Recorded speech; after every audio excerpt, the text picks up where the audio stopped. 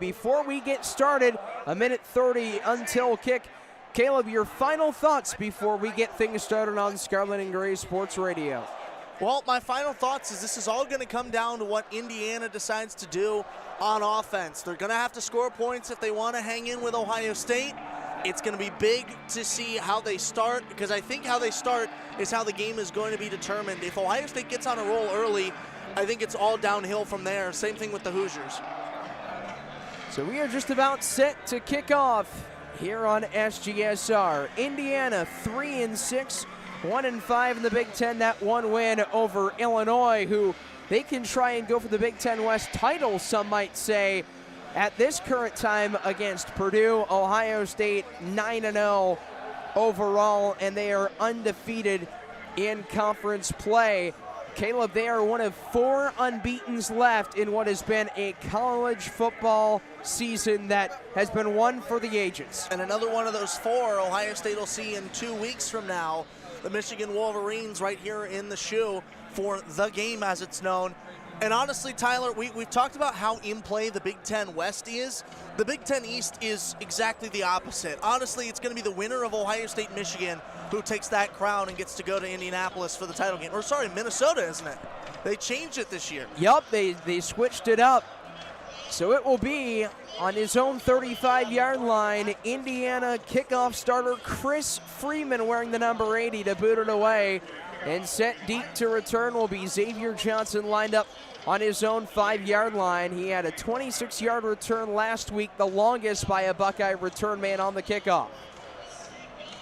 Strong crowd on hand of over 100,000 here at Ohio Stadium. Freeman has it teed up between the hashes on his own 35-yard line. He's a right-footed kicker. The officials also jumping around at that kickoff mark, trying to stay warm here in what feels like 31 degrees. Everybody on the Indiana kickoff team is wearing a crimson hand warmer, either on the front or the back side of their pants. Whistle blows. It's teed up on the 35 of Indiana. Freeman looks left, looks right, runs up to the ball. Swings the right leg through it. It's in the air, end over end. Xavier Johnson waits, takes it right side 5. He's to the 10, outside the numbers at the 15 to the 20. Still on his feet to the 25. And he is tackled right then and there by a pair of Indiana Hoosiers. And out comes the Ohio State offense, led by quarterback C.J. Stroud. And we've got some, already after the play, Philip Dunham and Jordan Greer getting into it with Ohio State's 92, Caden Curry. Already tensions are getting hot here. No score, 14:54 to play. First quarter opening drive for Ohio State. It'll be 1st and 10 from their own 25 on the right hash. Twins receivers stacked to the left, 2 receivers to the right. Stroud with Williams off his right hip. He's the featured back. Snap to him, looks left, throws a screen, caught by Marvin Harrison, cut down behind the line on the left side at the 25. Tackle made by Jalen Williams, the senior cornerback from Memphis, Tennessee. That was a great read from Jalen Williams. He was playing man coverage against the receiver, and he was following, I thought it was Marvin Harrison over on that far side, and was just able to sneak past him and get there for that screen pass breakup. Pickup of nothing, 2nd and 10 from the left hash at Ohio State's 25. Cade Stover motions in as the offset fullback. Stroud under center in the single back. Throws over the middle, caught by Fleming, comes back down with it on the right hash, gets across the 30 to the 32, and will get a little bit closer to the sticks. A pitch and catch of 8 to Fleming. Yeah, you could tell that was going to go across the middle. Indiana only with 2 linebackers in the middle of the field. The rest dropped back as DBs or safeties. It was open in the middle of the field there with only a Mike and a Sam linebacker. 14 minutes to play. First quarter, no score. Ohio State ball on their own 33-yard line. It's 3rd and 2. They have 4 wide. Indiana with 4 down linemen, 2 in the linebacking core. Stroud gets the snap, pressure on his left, spins away from traffic at the 20. He's going to run at 25-30. Stroud left sideline, hits a man at the 35. He's going to be close to the first down marker on the far side, leading with his shoulders, knocked down an Indiana defender, and this one's going to be close. That last part of the run may earn him a few words from Ryan Day about sacrificing his body. But what did I say? When are we going to see C.J. Stroud run? When the pocket collapses. He did a great job getting out of pressure there. He got pressure coming off his left hip. Stroud bounced it out to the outside where he got hit by an Indiana linebacker, and it was about a half-yard shy. So it will be 4th and 1. Jesse Mirko to punt, gets a high snap, corrals it shoulder high, shuffles right, boots it deep down the right side of the field, caught on the left hash at Indiana's 20, and swallowed up is Connor Delp inside his own 15-yard line with 13:10 to play in the first quarter. Josh Proctor made the open field tackle. That was a great read from Proctor, and it almost looked like on the outside that he was going to pull down the face mask, but a good job to get around it, make a smart tackle to pin Indiana deep. So the Hoosier offense comes out after a stop. No score, 13:10 to play, first quarter. Connor Bazelak, the Missouri transfer, will lead out the offense, and behind him will be the Auburn transfer, Sean Shivers. 1st and 10 from their own 16-yard line. Snap to Bazelak, handoff Shivers. Goes right up the gut, gets tackled on the left hash, and he will get a gain of nothing with 13:02 and ticking. He was gang tackled at the middle of the line. In on the stop was Zach Harrison. Nowhere to go between the line. Ohio State was all over it.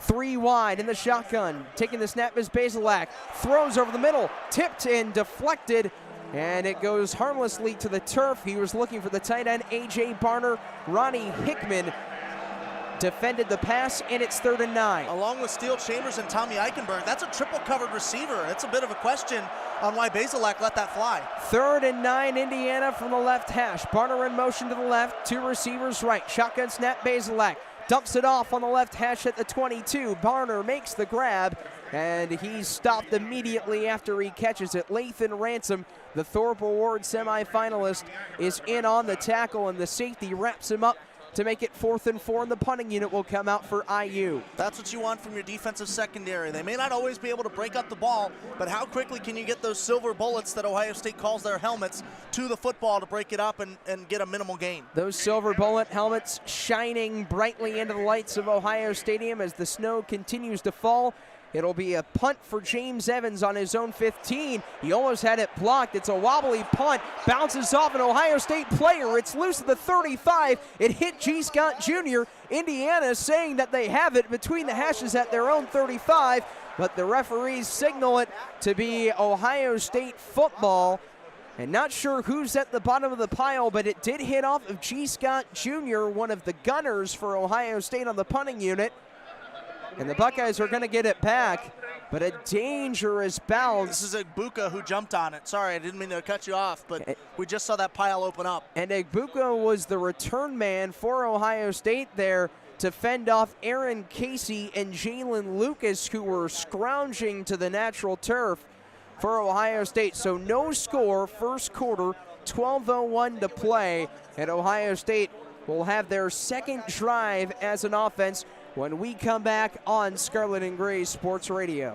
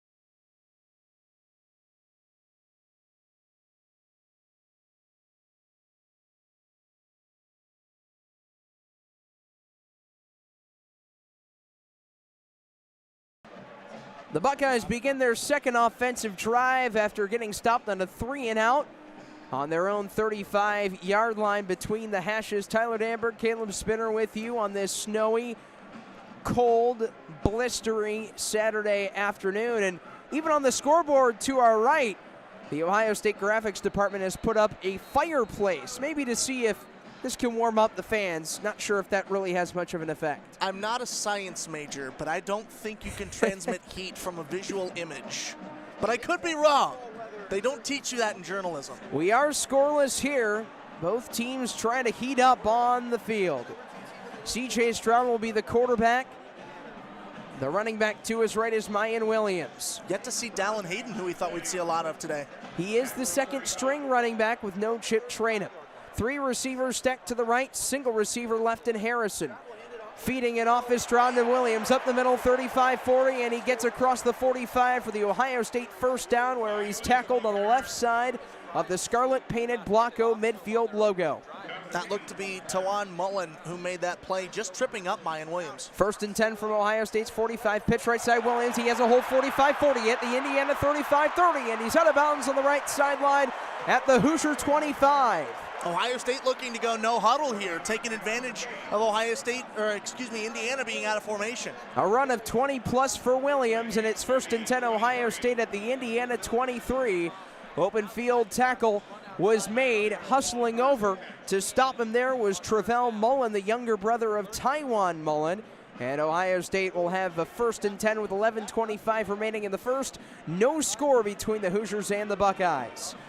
Stroud in the gun. Off to his left is Williams. He's got 2 tight ends out there, including the tight end G. Scott Jr. 2 receivers split out, 1 to each side. Stroud pitches it around the left end. Marvin Harrison Jr. with blockers in front of the 25-20. Outside the numbers 15. Marvin Harrison to the 10, to the 5, and he's tripped up inside the 5 to make it 1st and goal off the fake handoff.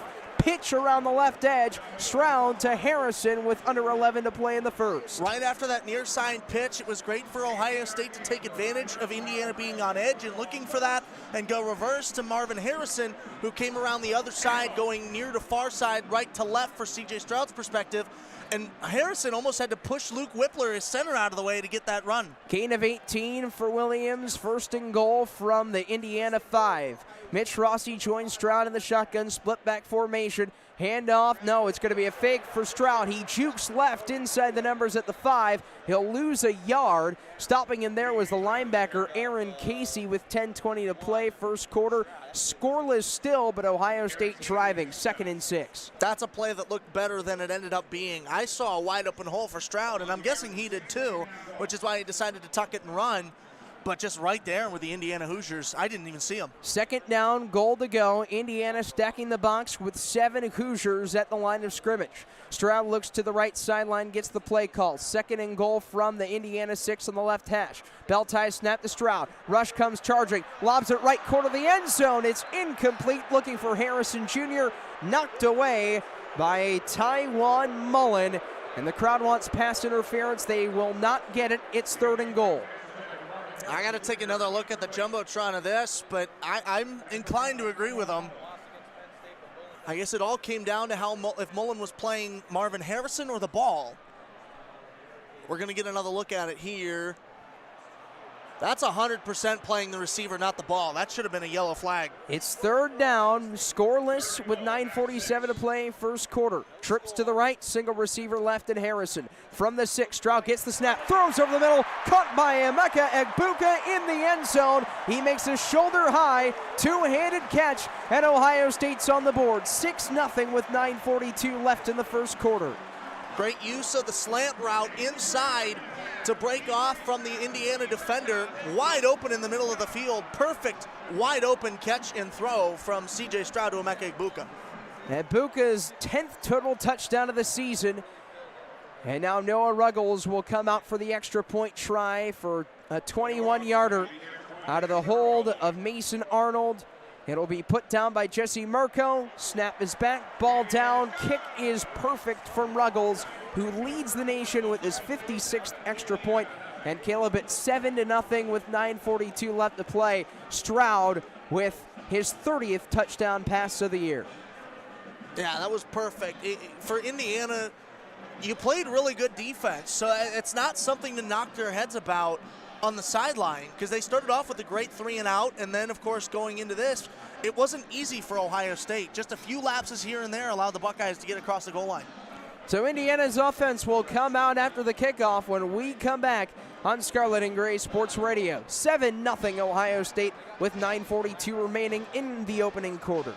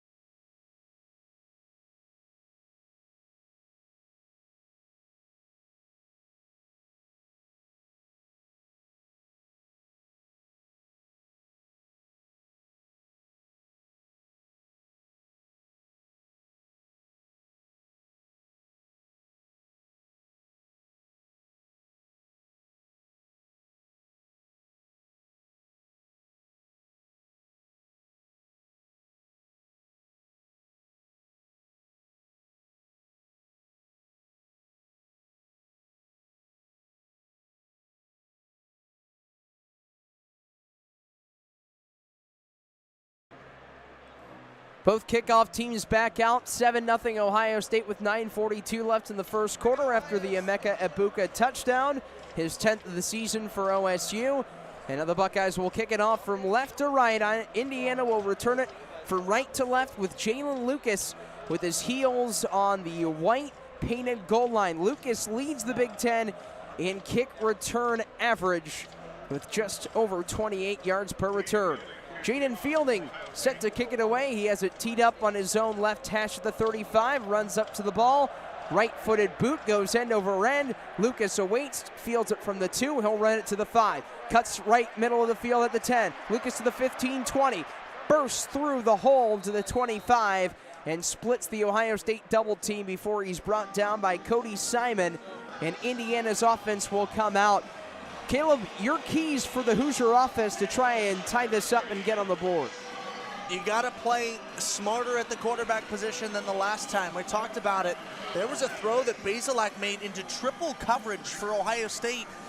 Ohio State's a good enough defense as it is. You cannot tempt them with turnovers like that. 1st and 10, Indiana. Ball on the left hash at their own 30-yard line. Pistol formation. Bazelak calls a man in motion. He's got 2 receivers to the right. Gets the snap, fakes it. Screen pass right, and it's incomplete off the hands of A.J. Barner as Ronnie Hickman came shooting through with 9:32 to go in quarter number 1. 2nd and 10. No doubt Bazelak was startled at that. That throw was low and away. Almost like if you're a pitcher trying to go a curveball down and outside the box.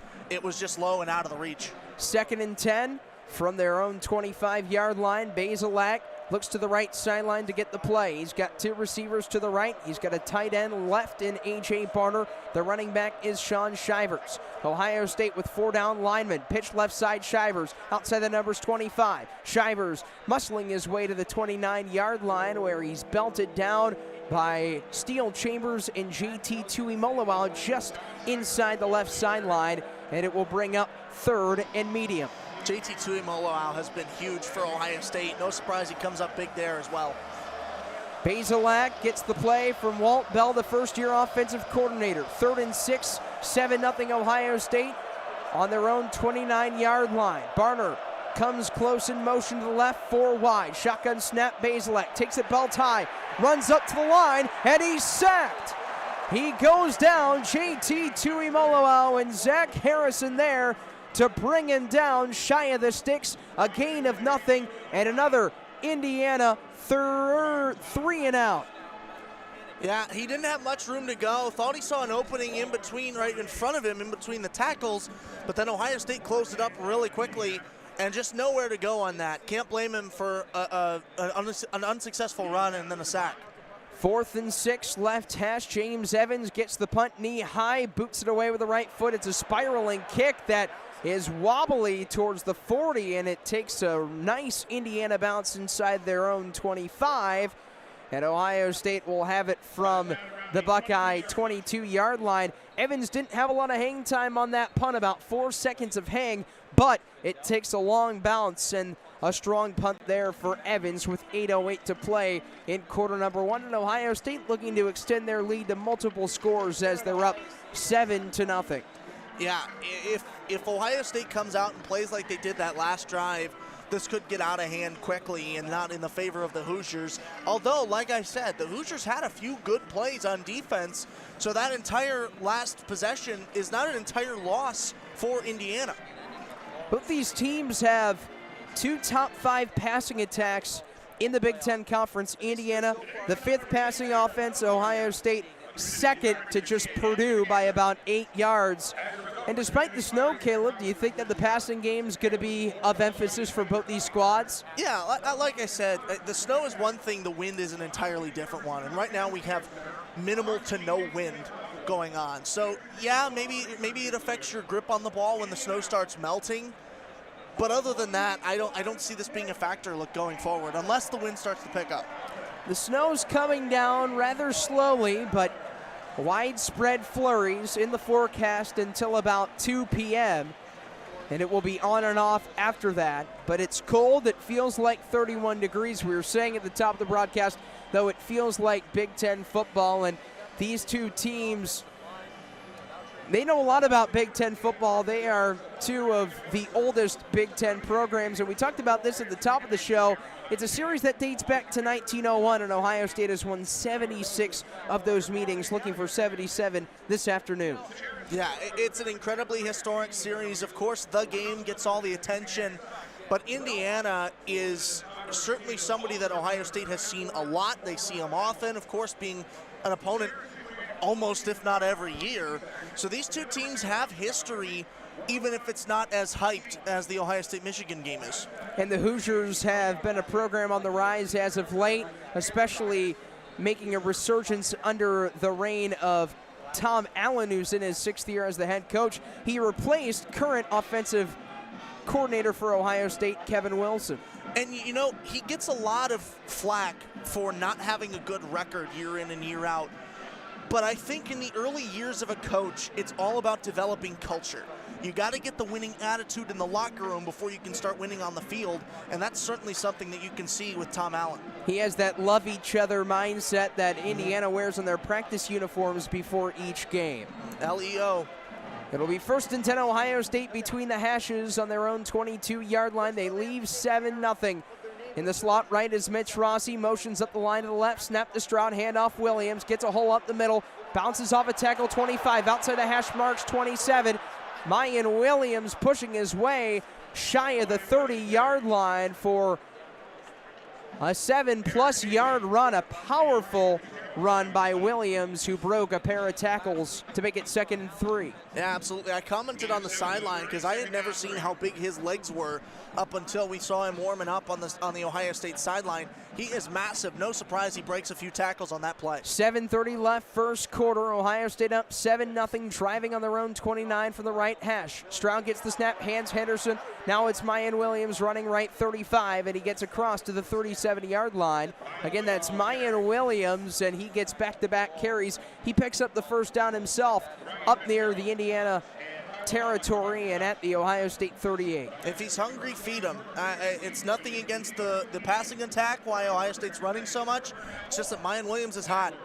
Buckeyes lead by 7, and Williams has 58 yards on 4 carries. G. Scott in the slot right. 4 wide look for Ohio State. Stroud shuffles, throws left side. Caught on the screen by Xavier Johnson. Bounces out 40. Johnson at midfield at the Indiana 40. Blockers in front 30. And Xavier Johnson, his first catch since week 2, goes all the way inside the Hoosier 30. First down on a big run off the catch from Xavier Johnson. It's been a while, as you said, since we've called Xavier Johnson continuing to make big plays, especially like he did against Notre Dame back in week 1.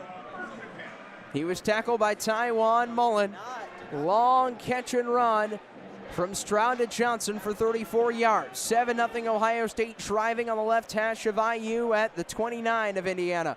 A 4-2-5 look for the Hoosiers. Stroud of the gun. Williams the back to his left. He gets the snap, belt tie. Throws left side of the end zone, and it's over the shiny silver helmet of his intended target, Marvin Harrison Jr., who's 3rd in the country in touchdown grabs with 10, but he's not able to get number 11 there, and it's 2nd down, 10 to go. Yeah, that was a tough route. Even if Marvin Harrison is wide open, he barely had about half a foot on that sideline, nowhere to go. It's designed to be an out to the back corner of the end zone, and he just had nowhere to go, even with the defender all over him over that right shoulder. And he's matched up with the Indiana defensive back, Jalen Williams. Pistol set for Ohio State, 2nd and 10 from the 29 of Indiana. On the left hash, Stroud collects the snap. He hands it off to Williams, goes up the hash at the 25, and Mayan Williams powers his way on the left side of the field inside the 23-yard line. He was stopped shy of the sticks on 2nd down by Aaron Casey with under 6 minutes remaining in quarter number 1. You never realize how slowly by this first quarter is going until you look at the scoreboard and you think, really? We've still got that left? And it's a 7-0 Ohio State lead as Stroud barks out the signals walking up to the line. He's got a tight end in motion to the right in Stover, 2 receivers to the right, single man left in Harrison. Here's the handoff to Williams, bounces outside the numbers at the 20. Williams inside the 15. Mayan Williams leading with his helmet, plunges forward to the 13 for an Ohio State first down run up near the Hoosier 13-yard line.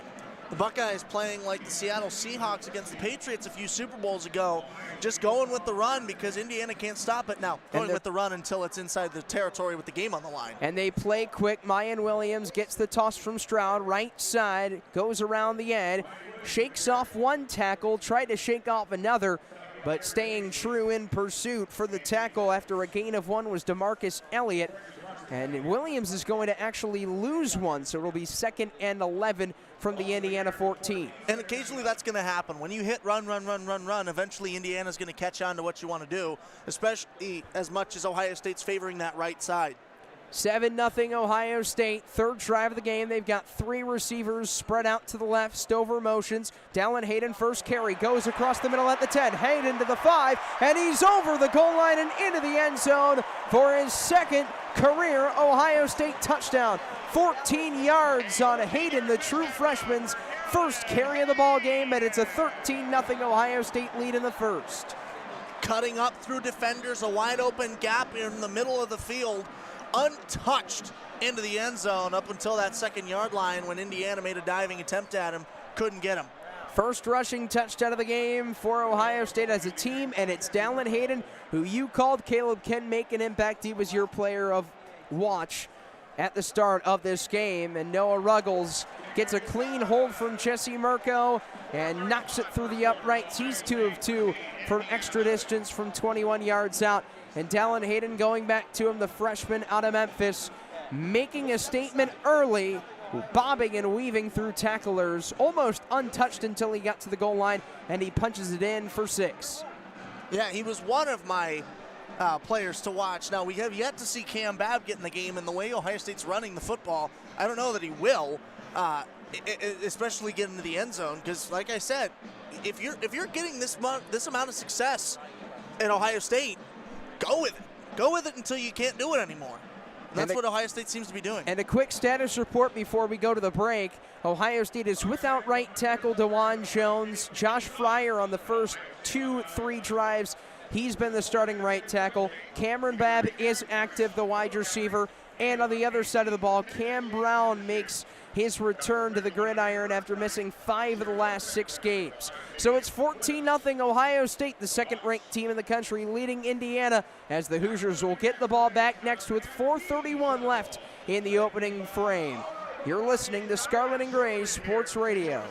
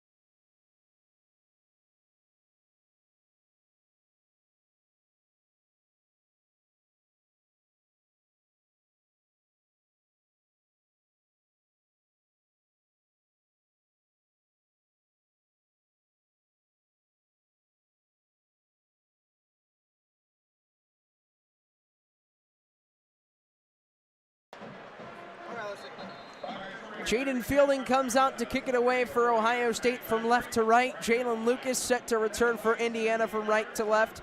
Welcome back, everybody. Tyler Danburg alongside Caleb Spinner with you. It's 14-0 Ohio State. The Buckeyes just scored on a 14-yard run by the freshman Dallin Hayden to cap off an 8-play, 78-yard drive. Caleb, what did you like on that one?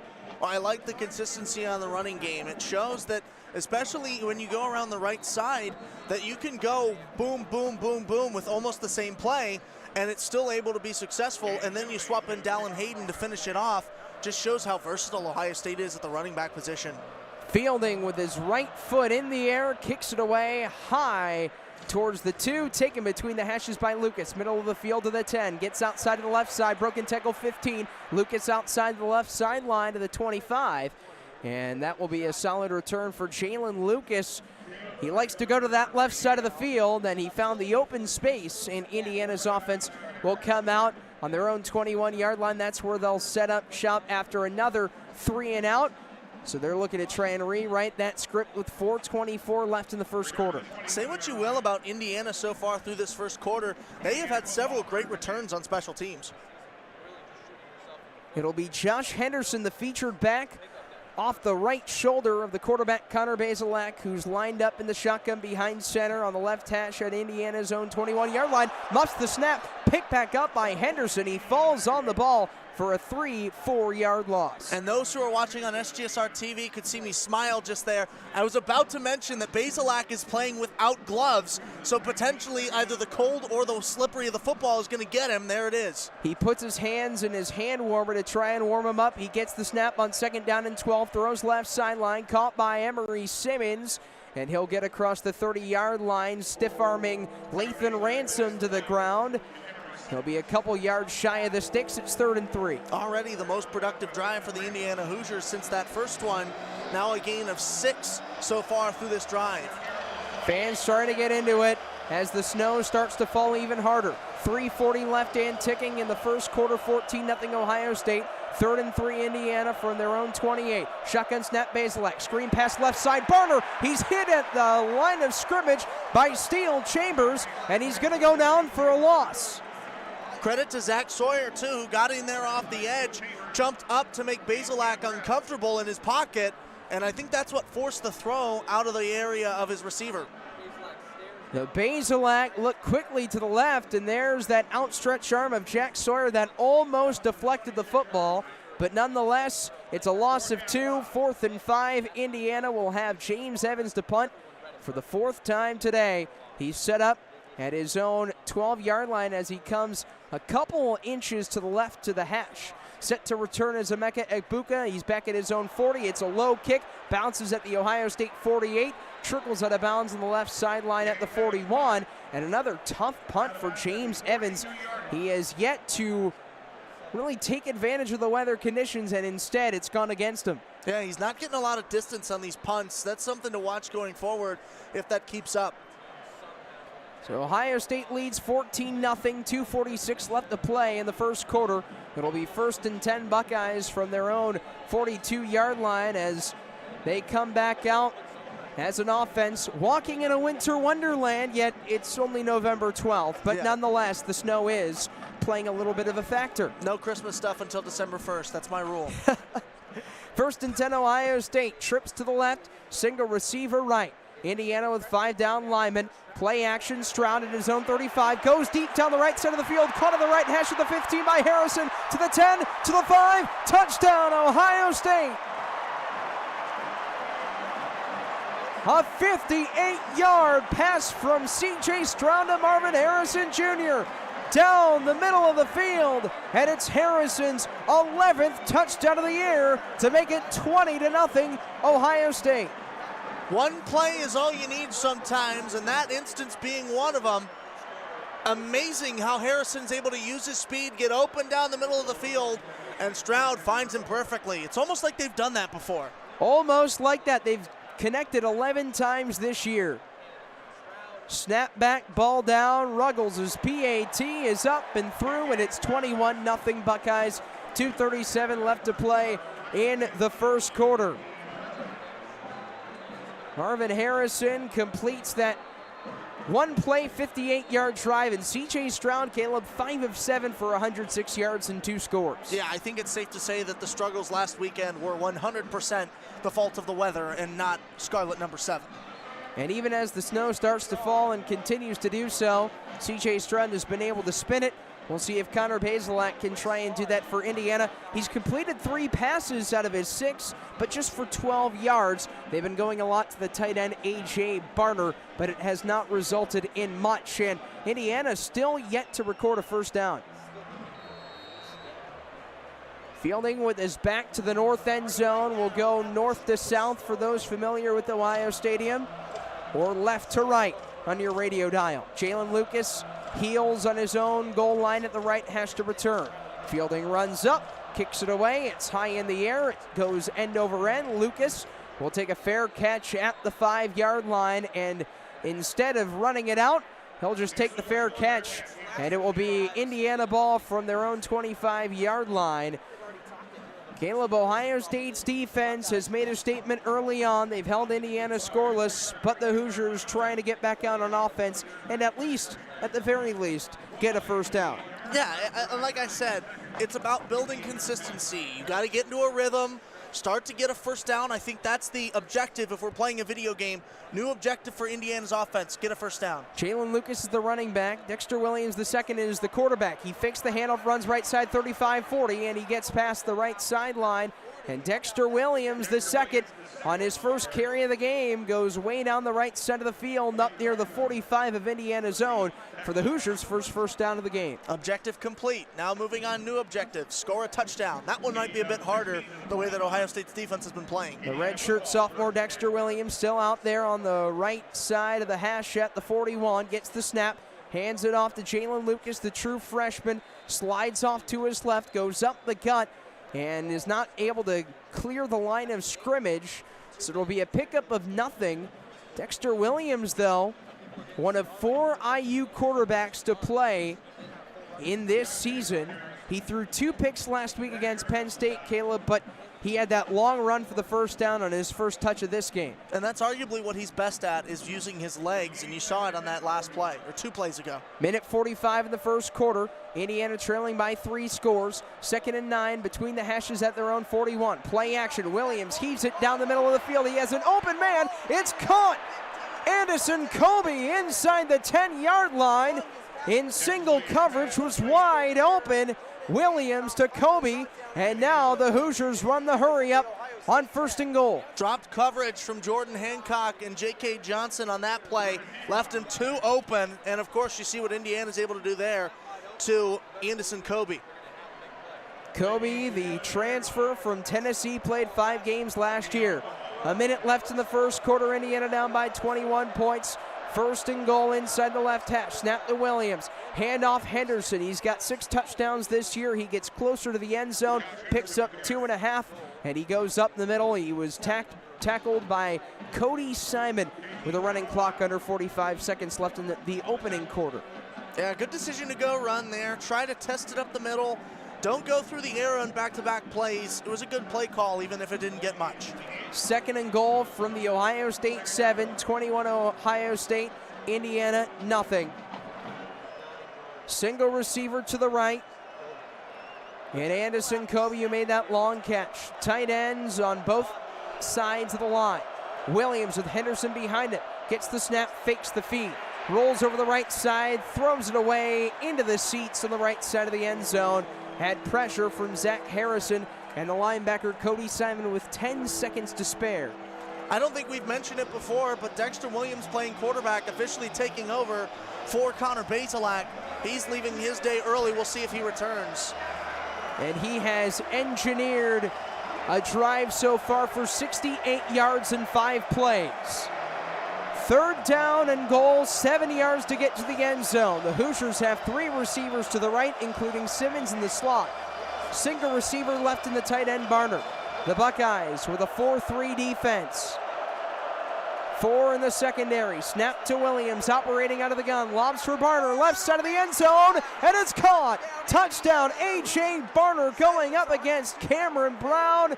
1-on-1, and Indiana's on the board for a 70-yard touchdown grab for Barner. I believe there's a segment on one of the football pregame shows that can describe that. You got mossed. Went right up over the defender and pulled it down. You could tell he was holding on to that because there were a few hands that got in there trying to bat it away, but secured it and scored the touchdown. Third career touchdown catch for Barner.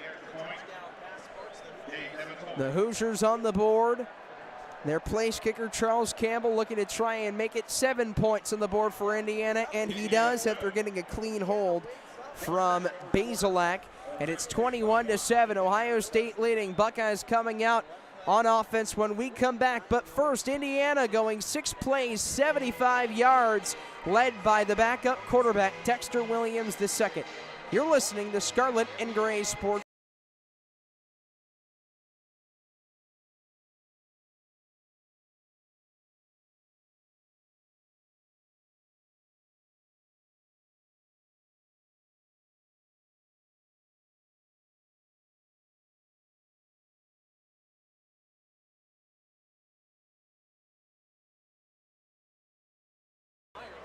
And we run the hurry-up offense as well on Scarlet and Gray Sports Radio coming out of that commercial break. Quick to start is Indiana as they kick it from right to left with Chris Freeman to do the honors. Xavier Johnson, the deep back to return. It sails high, and Johnson fields it, running up the numbers at the 10. He's to the 20. Johnson 30, and he gets past the 32-yard line. A long return there for Xavier Johnson. That's a career long for him. And that sets up Ohio State in pretty good field positioning for the final play of the first quarter. And now we will take a break as we enter the second. Ohio State 21, Indiana 7 on the official student radio network of Ohio State Athletics.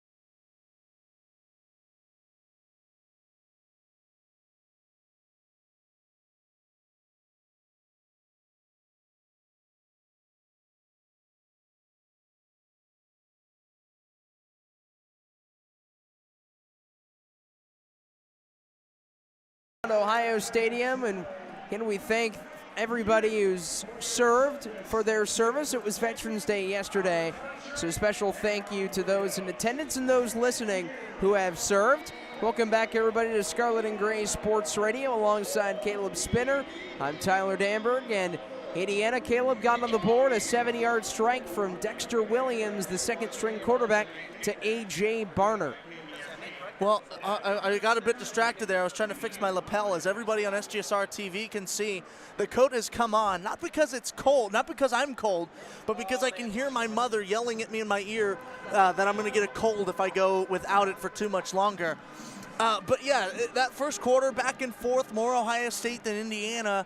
But Indiana had some great looks, especially that touchdown, which was set up off a wide-open bomb that, frankly, Ohio State was not ready for. And you could tell that they caught J.K. Johnson and Jordan Hancock, the two cornerback and safeties, respectively, off guard with it. So Indiana is hanging in, even though Ohio State dominated more of that time than the Hoosiers did.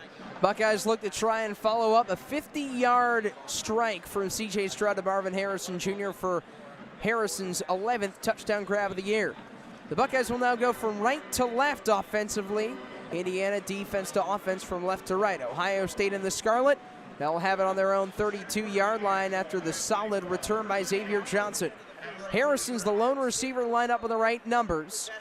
Two tight end set with Stover and Mitch Rossi on a wing to the left. Snap to Stroud, turns, gives around the left edge to Dallin Hayden. He rotates his way to the 30, but didn't have any room to run. And there was a flag on the play. Our first one of the game. And it had taken the entire first quarter. And it's a hold on Cade Stover, the tight end. So now bring up second down as Ohio State leads 21-7. And for those just tuning in, Ohio State's offensive line is down. Right tackle DeJuan Jones. Josh Fryer is the starting right tackle today. First down, now leading the 2nd and 13. Stroud and Williams in the backfield. 4 wide for Ohio State on the left hash at the 30. Belt tie snap, Stroud collects, flings it over the left side, and a spinning, leaping two-hand catch by Marvin Harrison Jr. at the Indiana 45. And he's tackled immediately after he comes back down to the turf. A long connection from Stroud to Harrison, and a great grab by the Ohio State receiver. That's a head scratcher. How in the world did he come down with that? It's 1st and 10, 14 minutes to play, second quarter at the Indiana 45. Egbuka motions behind the quarterback Stroud, fakes the feed, he slings it down the middle of the field, and it's off the hands of Julian Fleming at the 5. And he drops it as he could have had a chance to walk it into the end zone in coverage for the Hoosiers. To knock it free was Brylan Lanier, the Alabama transfer, at its 2nd and 10. He relied too much of his chest on that one, tried to use his number 4 as a backboard in basketball and just have it fall into his arms, but it went too hard and off the right angle, or off the wrong angle, off his body, and he wasn't able to get his hands on it. 21-7, Ohio State leading at the 45-yard line of Indiana. Stroud pulls in the snap from Whippler, gives to Williams, goes right up the gut at the 45, and he's bottled up by Desan McCullough, his first tackle of the game. And that makes it 3rd down and 8 after a pickup of 2, and Xavier Johnson going to check into the game for the Buckeyes. Yeah, he's been doing work for Ohio State throughout this first quarter and now here into the second. We'll see what he's able to do if he's able to keep it going.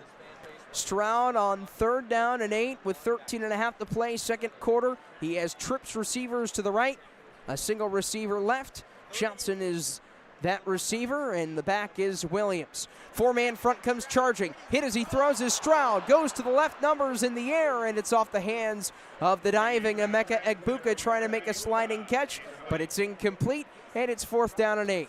And that looked to be, going on the responsibility of C.J. Stroud almost getting nailed there for a sack. It looked to be the offensive lineman Matthew Jones who missed his block. You saw Whippler giving him a little bit of encouragement after that. That's Matthew Jones, the right guard, who has started in every game for Ohio State. 13-12 remaining, second quarter, 4th and 8 Ohio State. Set back up at his own 42 is Ohio State punter Jesse Mirko. Gets the snap. The return man is Delp. He boots it away with the right foot. Delp fields it inside the 10. And Jesse Mirko with another good punt inside the 10-yard line. And Caleb Mirko had 5 punts last week inside the 10-yard line, including a season and career long of 77 yards, and Indiana's pinned deep here inside their own 10-yard line. Yeah, the wind probably helped him on that 77-yard one, if I'm being honest, although he does have one heck of a leg. But the first time we've seen him today, or the second time we've seen him today, going back to that first drive for Ohio State fans are certainly hoping, respectfully, they don't see him often today. And for the Hoosiers, they're down 21-7, but they had a touchdown drive their last possession. And now Dexter Williams, the second. It looks like he's going to get the green light to come out as the quarterback. Well, knock on wood, he appears to be the answer to this Indiana question of who's going to be the guy in the backfield. Now, you talked about him having 2 interceptions against Penn State last weekend, but coming into Ohio State, a team that handled Penn State, again, respectfully, in the second half, I think it's big. It shows growth for him, and it at least shows that he's settled down since that last week.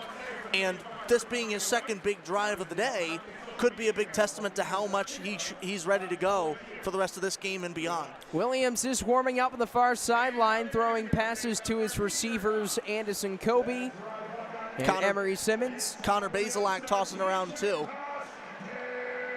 And Indiana yet to break the huddle. For those that have been monitoring the snowfall, again, that snow hasn't stuck, but Ohio Stadium has looked like a snow globe at times, although the precipitation has died down a little bit. Temperatures now down into the upper 20s, though, which has made it even colder for the 100,000 plus in attendance here at the Horseshoe. Yeah, this is going to keep Ohio State's streak of having at least 6-figure attendance in every game that they've played at home. Big crowd, and you can tell how passionate they are to brave these conditions, brave being maybe a strong word in this case, to go outside when it's moderately snowing and watch their Buckeyes. Especially in mid-November as well, Caleb, because even though this is Ohio, it can be a little uncharacteristic to see that snow. Yeah, it can, and there have been years where it's been coming earlier than this. There have been years where it's come later.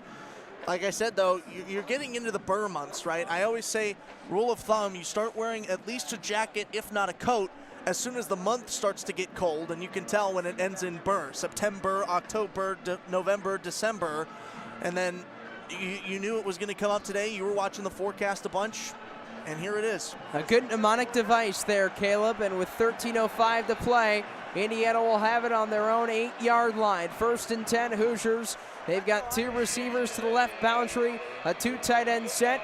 Dexter Williams is the quarterback, relieving Connor Bazelak, and the running back behind him in the pistol set on the goal line is Sean Shivers. Ohio State has 5 down linemen, including the linebacker Cody Simon. They have 3 linebackers and 3 in the secondary. Williams wearing the towel and hand warmer off his right hip. He looks to his center, claps for the snap. On 1st and 10 from their own 8, gets the lane handoff, gives to Shivers around the left tackle. He goes to the 10, and Shivers sprints right at the line, where he'll pick up about a half yard with under 13 minutes to play in quarter number 2. And Indiana goes quickly again. They pick up 2 at 2nd and 8. From the Indiana 10 now, they have a receiver split out wide on the right and the left. Ohio State jumps the snap, play action off his back foot. Williams fires left side. Barner pulls it in, but he is stopped immediately by Ronnie Hickman across the 5-yard line for a 3-yard loss. That was another target to number 88, the tight end, A.J. Barner, who had that touchdown, the lone score for the Indiana Hoosiers. So good to go for him.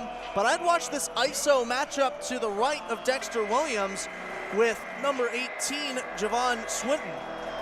That's Swinton going up against Jordan Hancock, who's playing soft coverage a couple yards shy of the sticks. And Hancock, one of the 2 guys who gave up that long play on the touchdown drive. On 3rd and 10, 4 wide Indiana from their own 10-yard line. Williams steps up, calls for a blocker outside the numbers 10. Williams tackled around the shoulders, and there to make the tackle was Tommy Eichenberg. And that will bring up 4th down to the punting unit with 11:40 and ticking. in quarter number 2, still 21-7 Ohio State. Called for a blocker, didn't get it, and then fans wanted a penalty thrown on that, but it looked like Eichenberg got the tackle up underneath the shoulder pad rather than grabbing the jersey to pull him down, so no flag. Punting from his own goal line will be James Evans for his 5th punt today. He's on the white painted A of the Ohio State block lettering that's in the end zone. Gets the snap, punts it away, set to return as Emeka Egbuka, backpedaling inside his own 45, and he catches it belt high at the 43.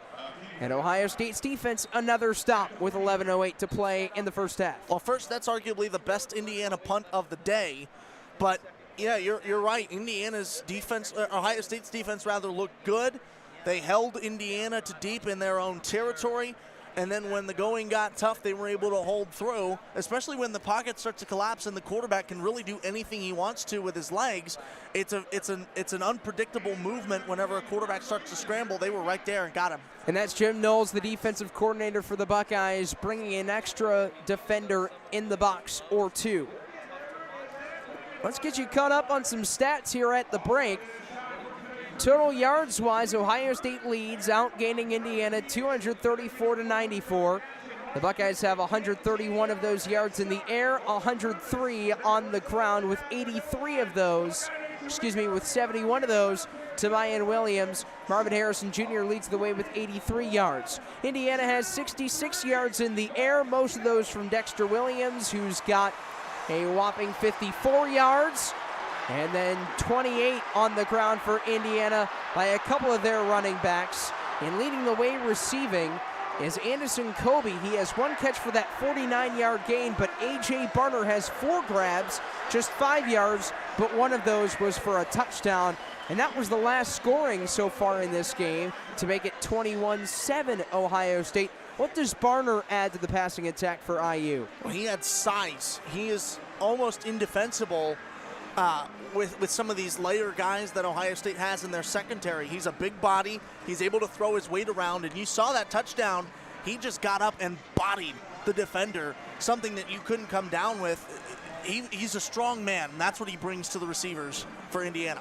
And the opposition, Ohio State, their leading receiver, Marvin Harrison Jr., has 3 catches for 83 yards and a touchdown, including that 58-yard TD catch. Yeah, put it simply, Harrison Jr. doing Harrison Jr. things. He has been in full form all season long, continuing it right now, making up for a lack of production last weekend, which again, we can officially say was probably more due to the weather than the lack of production, as C.J. Stroud has been slinging it all over the field so far through this game without those 55-mile-an-hour winds. Harrison with now 81 targets on the year, 5 of them in this game. He has yet to drop any of those targets. That's the most in all of college football. And some Ohio State players, former players, being announced on the field. It is a lot of NFL bye weeks, so a lot of Buckeyes returning home for this game where Ohio State leads Indiana 21-7. Always good for some homecomings on the bye weeks. Yeah, it just shows you what kind of culture Ohio State has even after you leave. Certainly a great school to be an athlete at. So out comes Ohio State's offense, 1st and 10 from their own 43-yard line. Indiana in a 4-2-5 defense. Stroud in the pistol set. Williams is the back behind him. 2 receivers to the left, single man right. Handoff Williams up the right hash at midfield. He gets into Indiana territory, 1 yard shy of the sticks to the 48-yard line of the Hoosiers. Had no right going that long on a run that should have been gobbled up at the line of scrimmage. 2nd and 1 for the right hash. Stroud screen pass to the left side off the hands of Williams. It bounces to the turf harmlessly before it was picked up by Tywan Mullen, who is there in coverage. 3rd and 1 from the Indiana 48. And it will be a forward pass as ruled upon by the referees, so it'll be 3rd and 1. A rare drop from Ian Williams out there in the flat. He'll look to redeem himself on this play, no doubt. 10:48 left in the second. 21-7 Ohio State leading, Buckeyes possessing. 4th play of the drive will be coming up soon, but first the 3rd play as Stroud's in the gun. 4 yards behind the center, Whippler, flanked to the left by Mayan Williams. Marvin Harrison is the single receiver to the right.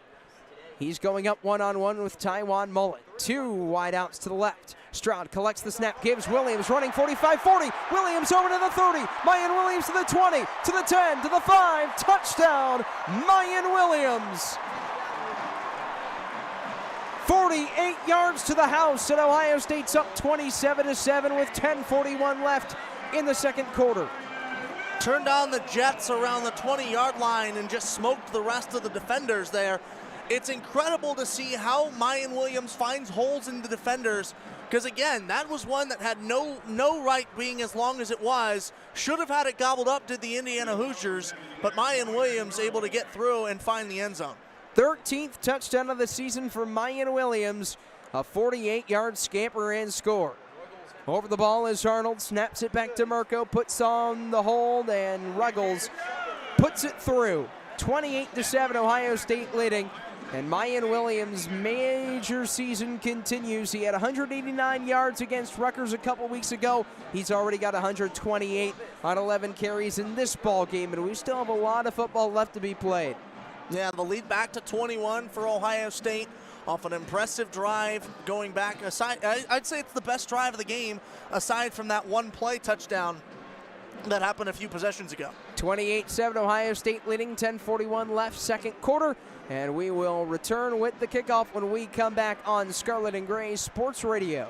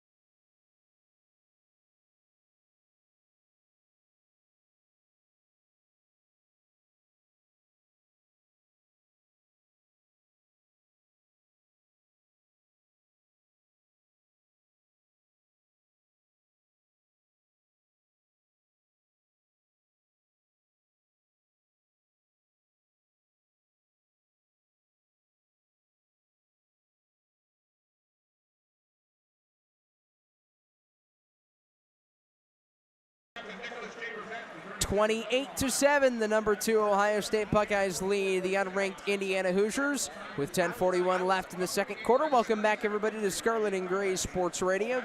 He's Caleb Spinner. I'm Tyler Danburg. And Caleb, Mayan Williams with 128 yards on the ground. Ohio State with a balanced offensive attack with 131 yards in the air and 160 on the ground. Yeah, they are really deciding where they want to go every play, having success both on the ground and through the air. This is a balanced performance. You use that word perfectly to describe Ohio State right now. It's impressive how Ohio State's been through not even a full half of football. The snow has let up. The skies are just that pewter gray. And Fielding runs up to the tee and kicks the ball. It's a short kick, fielded at the 10 on the right side by Jalen Lucas. He had a delayed fair catch signal, but he pulls it down at the 12-yard line, and out comes the Hoosier offense in the throwback 1991 uniforms. And they're trying to get some momentum back after they are 1 of 2 scoring on their last 2 possessions. Yeah, it's easier said than done, though, for Indiana. They've had a few good plays throughout this game, one of which resulted in a touchdown, but just nothing since then, and that's certainly something that Tom Allen is going to want to correct today. First and 10, Hoosiers, ball on their own 25-yard line from the left hash. They've got a receiver split out on each side. It'll be in pistol set with the quarterback, Dexter Williams. Two tight ends in the formation for the Hoosiers. The running back is Shivers. Ohio State in the 4-2-5 defense. Williams fakes the handoff, runs around the left side, 25-30, up near the first down marker. Short of the line to gain at the 34-yard line. The chains are set at the 35. Give Williams 9. When you force him to scramble, Williams can be dangerous, and you saw it there. Not quite a first down, but certainly more than he would have had if he tried to force a throw or hand it off. Now they're going to push it back to the 31 of Indiana's zone, so instead it's a gain of 7. Williams in the gun, Shivers flanked off his left hip. 10 minutes, 10 seconds and ticking, second quarter. 28-7 Ohio State leading from the Indiana 32-yard line. Williams pitches it left side. Fighting off a block is Lucas, but he gets chopped down around the ankles by the leading tackler for Ohio State, Tommy Eichenberg. Leading tackler for a reason, because he can make plays like that. You cannot fool the eyes of Eichenberg. He will see past the offensive line, over his defensive line, and watch right into the backfield. He'll know what you're doing before maybe even you know what you're doing. Lucas loses one. Indiana now 3rd and 4, facing on their own left hash of the 31-yard line. They've got Twins receivers stacked up on both sides. A 2-by-2 formation. 5-man front comes charging. Bell tie snap Williams. 2 flags are down. Rockets a throw to the left sideline off the hands of Emery Simmons, and incomplete, but we'll see where the flags are. They are right on that left hash around the 25-yard line in the backfield, and there are 3 penalty markers down. Yeah, it looks to be a hold against Khalil Benson, the offensive lineman for Indiana.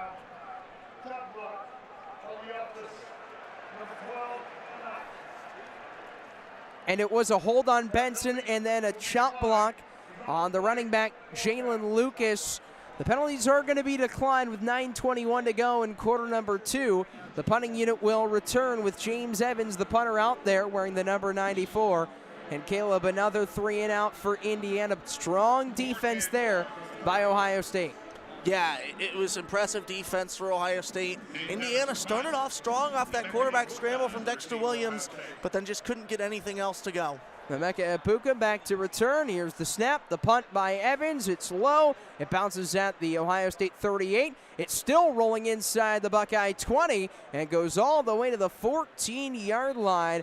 A long punt for James Evans of over 50 yards with a hang time of 6+ seconds. And with 9:08 to go in the second frame, Ohio State's going to get the ball back, leading 28-7 when we return on Scarlet and Gray Sports Radio.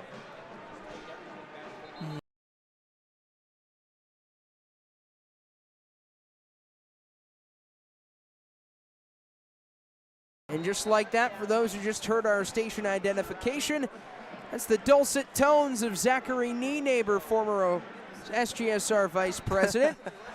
Welcoming you back. I feel bad. If he's listening, I hope I can say this to him. But he texted me on Friday morning, I believe it was, and he said, hey, are you free? I'm in Columbus. You want to get together? And I forgot to respond to him. I'm sorry, Zach, if you're listening. Well, he's great. We wish him well. 1st and 10 from Ohio State 16. Stroud throws a pass to Marvin Harrison Jr. on the left sideline. Pulls it into the 25. Turns back and tries to fight off the tackle from Tywan Mullen, and drags his way for a couple extra yards. That's a pickup of over 12, and Marvin Harrison Jr.'s got his 4th catch of the day, and that puts him at 100 yards. Yeah, 4 catches for 100 yards. That's an impressive stat line, averaging 25 per.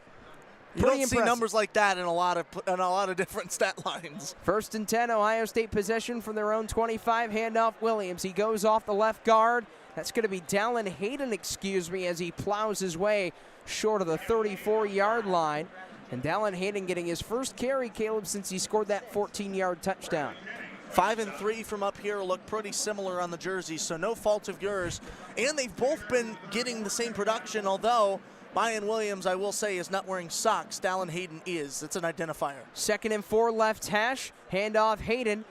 Runs right between the hashes. Swallowed up at the 35. That is a good way to differentiate the two, because the way they both have been running, it's tough to tell them apart, and that'll bring up 3rd and 2 as DeMarcus Elliott stops the ball carrier Hayden. Speaking of what people are wearing, a lot of sleeveless players on both the Indiana side and the Ohio State side. They're certainly braver men than I am. I need a coat up here. Mitch Rossi, who's also not wearing sleeves, checks in. He'll be the running back off the left hip of Stroud. Indiana making some defensive substitutions, including one of them. That will be the defensive lineman in J.H. Tevis, the Cal transfer. 3rd and 2, left hash, 34-yard line. Snap, Stroud scans the Indiana nickel. Rolls over the right side from his own 22, throws across his body, off the hands and incomplete. He was looking for Cade Stover, the tight end, 3 yards past the first down marker. That would have been a long first down connection, but Stover not able to grasp it cleanly. Strong coverage by the Indiana defensive backfield, and it's 4th and 2 from Ohio State's own 36. And part of that was the defender who was coming up right behind him to make the play as soon as he grasped the ball and broke it up. The punter will be Jesse Mirko. The return man, Connor Delp, set deep at his own 21 for Indiana. 4th and 2, Ohio State leading 28-7. The snap to Mirko. The punt is up in the air. The wind knocks it down. Delp runs up to it at the 28-yard line, and he catches it on the right hash with a fair catch. And the Hoosier offense will come back out when we return on SGSR. With 7:05 left in this first half, number 2 Ohio State 28, Indiana 7.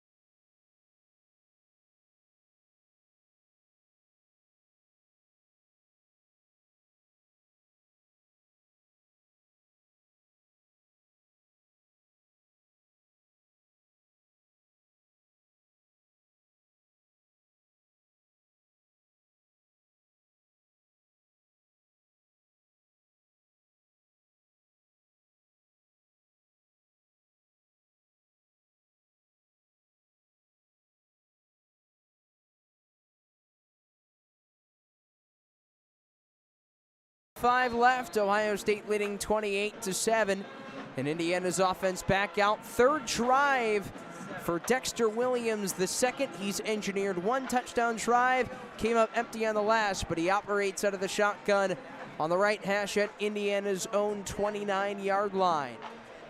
He's got 2 receivers to the left, way wide to the left near the numbers. Has 1 tight end on the wing to the left in A.J. Barner, who has caught the lone Indiana touchdown.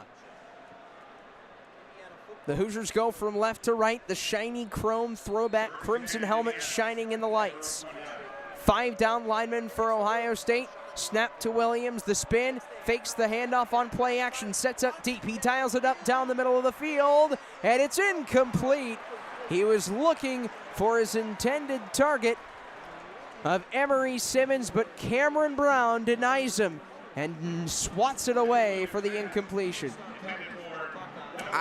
That might have been a toss-up on pass interference or not. I think both the receiver and the defender had moments where they could have been called for interference, so they might have just offset and not wasted time to call it. 2nd down and 10, Hoosiers on their own 29-yard line. 3 receivers to the right, none to the left. The Buckeyes have a 4-2-5 defense still out there. Williams runs the option around the right, numbers 30. He's to the 35, and he springs to the Ohio State bench out of bounds on the right sideline across the 35-yard line. Stop made by Lathan Ransom with 6:45 to play in the second. Bell ringing here in Ohio Stadium to signal the 3rd down. A big one to hold off Indiana, who's had a few big looks down the field, but hasn't been able to convert any to this point. 3rd and 3, IU on their own 34-yard line. Williams in the gun. The back is Henderson. 3 receivers to the left. 4 linemen down for Ohio State. Williams eyeballs the Buckeye defense. Gets the snap belt tie. Lobs left sideline, and it's just off the hands of the intended target for IU. That was Sean Shivers as he almost pulled down the catch off the shoulders of the safety, Ronnie Hickman, but it's incomplete. Almost pinned it to his back to get possession of it, but then dropped it. It looked like he brought it in towards Hickman's back too hard, and it bounced out once it hit contact. Almost able to make what could have been a signature catch for Shivers, but James Evans will come out to punt from his own 22. Long snap goes back, corralled by Evans. He boots it away with the right foot. It sails over the head of Ibuka. It takes a backspin bounce in favor of Ohio State, and it's down at the 16-yard line with 6 minutes exactly left on the second quarter clock. So Caleb, with Ohio State leading 28-7, do they go back and pound it with the running game to not only chew clock, but put them in a spot to try and extend the lead even more? Yeah, I think so. I think you run it until it doesn't work. You maybe sprinkle in a few pass plays here and there. Nothing too big downfield. Maybe a slant to Stover here and there, a slot pass to Xavier Johnson, just to keep Indiana on their toes and know that you're not going to hit the ground all the time. But yeah, might as well go back to it. 1st and 10, Ohio State on their own 16-yard line from the left hash. Stroud in the gun. Off to his right is the running back Hayden. Gets the ball, gets the carry, and Hayden plows his way left to the hashes at the 18-yard line for a small pickup of 3.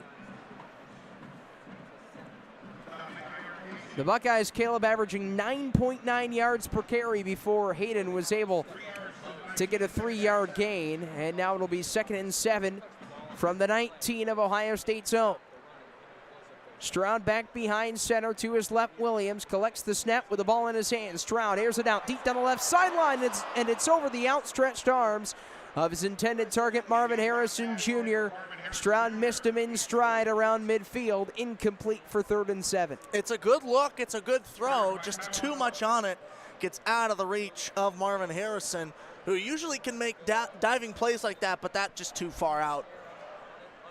And if that were a little bit more underthrown, Harrison could have had another touchdown catch. He's got one today for 58 yards. He certainly had enough daylight to do so.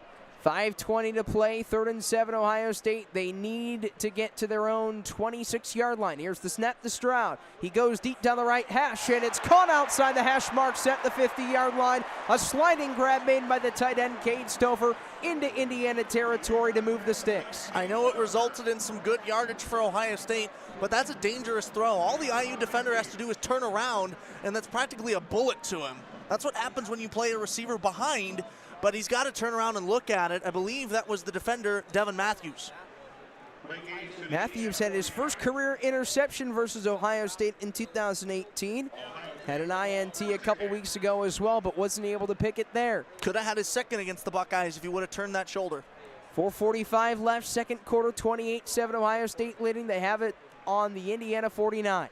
A tight end to the right, a man in the slot left. Here's the handoff to Williams. He kicks across the 45, breaks the tackle 40. Outside the right hash marks near the first down marker at the 39, and that's going to be enough to move the chains. An 11-yard pickup for Mayan Williams, who now increases his carry lead to 139 yards on 12 attempts. Stroud under center in the single back.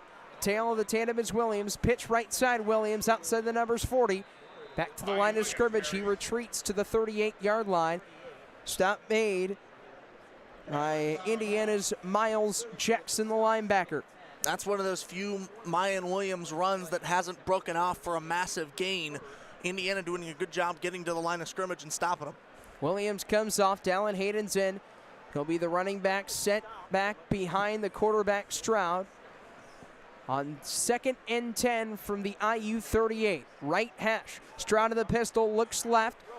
Still looking. Pressure coming from McCullough. Shakes it off. Steps up at the 45. Throws on the run. Down the left sideline. And a leaping attempt made by Tywan Mullen trying to pick it off, but it's off his hands as he falls back down to the turf at the 25-yard line. Almost an interception there for Tywan Mullen. Did you hear that, Tyler? The entirety of Ohio Stadium breathed a sigh of relief when he was unable to come down with that. Mullen had it perfectly.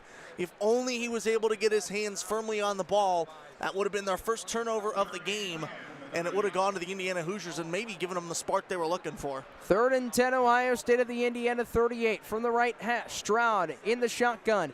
Operating with Williams, a sidecar to his left. Marvin Harrison is the isolated receiver on the numbers to the right. Stroud looks at him, dials it up, fires high on the right sideline. Harrison climbs the ladder. He comes down with the first down catch. A 12-yard pass and grab from Stroud to Harrison as he makes the leaping catch inbounds on the right sideline. We'll see if the call stands, but so far, what a grab by Harrison. Even from up here, you can see how frustrated Tom Allen is right there. We want to get another look at the scoreboard so we can see if he comes down. Allen was right in front of it, and he's arguing that Harrison got it but was out of bounds. Williams gets the pitch around the left edge. Outside the hashes 25, and Mayan Williams plunges his way inside the 23-yard line, and there's your look at the Marvin Harrison catch for the first down, and then Williams gets 4. But going back to that Harrison catch, Caleb, what did you see? Yeah, he got his right foot inbound. I don't know how. Mr. Fantastic of the Fantastic Four, the way he stretched that around, but he bent. It almost looked like he was doing a gym class crab walk, that he got the right one in when the left was still in the air. Impressive SC top 10 worthy catch from Marvin Harrison Jr. He's got 5 receptions for 170 yards and a touchdown. 2nd and 6, Ohio State from the Indiana 22. Stroud turns, gives Williams, has a whole right side. Bangs off a tackler inside the 20 of IU. And wrapping him up is Aaron Casey, the Hoosier leading tackler. With 2:15 remaining in the second quarter, an official timeout is taken on the turf, and we will take one as well. Final 2:17 here in the first half. Ohio State 28. Indiana 7 as the Buckeyes are driving at the Hoosier 18.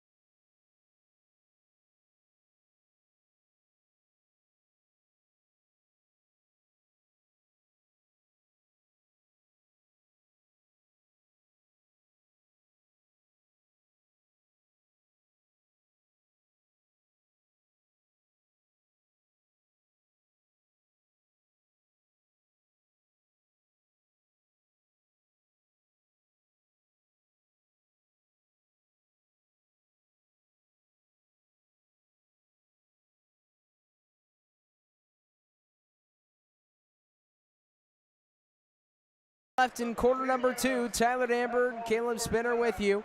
28-7 Ohio State leading. And Caleb, that official timeout was called for Mayan Williams, who had to limp off with the help of the Ohio State training staff. Yeah, was holding his right leg up in the air. He could not put an ounce of pressure on that leg. Certainly a concern for Ohio State. He'll get looked at in the medical tent, and probably a good timing there on that injury coming out almost at halftime, to where he's able to get a break and they're really able to take their time and look at it and sense what's wrong with him. But you got to imagine if Ohio State's going to run the football, it's got to be Dallin Hayden. They don't have a lot of options other than him today. Travion Henderson out, Chip Trainum injured. Now Mayan Williams on the sideline for whoever knows how long. It's going to be Dallin Hayden, the man, the myth, the legend, the single one-man band show for Ohio State. And Hayden's lined up to the right of the quarterback, Stroud, who's in the gun with 18 yards to get to the end zone. From the right hash, it's 3rd and 2. Stover and Rossi in motion. Snap to Stroud. He hands it off, feeding it to Hayden. Planted behind the line of scrimmage by Aaron Casey for the tackle on the right hash. No fooling the Hoosiers there. Pausing for a minute as it looked like Mac Jones was slow to get up, but he's fine moving over back to his right guard spot. But no fooling Indiana that was going to go to Dallin Hayden. Ohio State visibly trying to chew the clock here as we get under 2 minutes, and Indiana was just right there. 4th and 1, Ohio State. They're going to keep the offense out there at the Indiana 17, leading 28-7. They bring in Rossi. Will be the offset fullback in the I formation. Stroud, handoff. Rossi not going to get there. He stopped short of the line to gain. A 4th down stop for Indiana. And it was made by the safety, Jonathan Haynes, in his 4th year of D1 football. And he forces a turnover on downs. Well, they did better than stop him. They forced a loss. Call that -1 on the yards on that play. And I think this is going to be a big offensive possession for Indiana. Of course, it was your defense that got the momentum back, but what does your offense do with it? Well, they still have 1:33, so plenty of time offensively. Absolutely. And Mitch Rossi on that fullback dive, he's had his number called on a lot of those situations, but the first time he hasn't been able to convert. Hoosiers will have 1st down, 10 to go from their own 17, just inside the left hash marks. Williams in a 4-wide set, 2-by-2 receivers. One man in motion, that's Simmons. He motions behind the quarterback, Williams, who steps up facing pressure, hesitating and stutter-stepping his way to the 20. And he gets to the 22-yard line with 1:20 and the clock still ticking. Indiana running quickly with Barner in motion in the slot left. 3 receivers left, 1 to the right. On 2nd and 5 from the left hash, Williams hands off Henderson, goes up the 35-yard line, and he will get just a little bit shy of the 35 to the 32. So Indiana still running up tempo. A minute left in the second quarter, down 28-7. Trips to the left, single receiver right in Swinton. Snap to Williams, lobs it over the middle, caught by Lucas. 35 goes Lucas to the 38, and Jalen Lucas leaps high to make the catch with 56 seconds left. And the clock is stopped with a new set of downs upcoming and a timeout called by Tom Allen and the Indiana Hoosiers. Well, hi, everybody. I'm still here. Haven't heard me in a few plays. Thank you, Indiana, for running hustle here. But that's what they needed to do, right? You gotta try to fool Ohio State. They were starting to do it, not necessarily with the big gains, but it was, again, like we talked about all game, building the consistency. You get a moderate gain, then go right back up to the line. Ohio State trying to still shift in their formation, go back up, get another 4 or 5 yards. And marching it down the field now, under a minute, 56 seconds, you're going to have to take some deep shots or at least try to set your kicker up for field goal range. It's 2nd down and 4 with 56 ticks left in the second quarter clock. The Hoosiers will have 3 wideouts to the short side left. And Swinton is the lone receiver to the right, defended by Jordan Hancock. 5 down linemen for Ohio State. Eyeing the nickel is Williams. Pressure off his left hip. Escapes to the 35, goes to the 40, and across the 42-yard line, and taking a hard fall on the Ohio State bench is Dexter Williams, but he stops the clock. Caleb with 49 seconds left and a new set of downs. Yeah, smart play to get out of bounds. He has certainly been a positive for Indiana so far through this game, coming in, taking over for the starter, Connor Bazelak. And he has been really what Indiana has needed, even though they still trail by 21. Williams 60 yards in the air and a touchdown, 41 on the ground, and it's actually going to be a half-yard shy of the marker. So it's 3rd and 1, 49 seconds left. Clock stopped in the second quarter, 28-7, Ohio State leading. Indiana with the ball, from their own 41. Williams claps for it, hands it off to Lucas, hit behind the line, but he gets the extra effort and gets the first down, escaping free from the safety Lathan Ransom on the right side of the field. 1st and 10, Indiana, 43 seconds left in the half. Hoosiers working quickly. Shotgun snap for Williams. Claps for it. Gets it. Play action from his own 35. Steps up. Fires on the right hash marks. And it's pulled in by Swinton inside the 30-yard line of Ohio State with 33 seconds left. Clock still rolling until the ball is set and the chains are down. Indiana taking advantage of it. There's the clock starting to go. Hoosiers with twins to the left. Twins receivers to the right. High snap. Williams pulls it down. Looks right. Fires right sideline, and it's incomplete off the hands of A.J. Barner, the tight end, going in single coverage with Lathan Ransom, who is able to seal that gap and defend the pass. 2nd down and 10 from the Ohio State 29. It's a good decision to go to the big body tight end, although Lathan Ransom was beat, had to come back with him, and that's why he was able to disrupt it. Not that he overpowered the tight end, but that he was coming back off the comeback route and was able to go up and make the play as it was coming across. Ransom has had a great half in coverage to defend Indiana passes. He's lined up on the left side of the line with 3 receivers, and Williams has no options as he falls down to the turf at the 40, and there's Lathan Ransom coming in for the sack. With the clock stopped at 16 seconds in the second quarter, Ohio State still up 28-7. It looks like Indiana will take their final timeout of the half here to stop the clock. Judging by where the timeouts are on the scoreboard. That is a loss of 8, Caleb, and that sets Indiana all the way back to the Ohio State 37. And if the Hoosiers can't get the ball up the field for the final 16 seconds, they might have to call on their place kicker, Charles Campbell, for the first time today.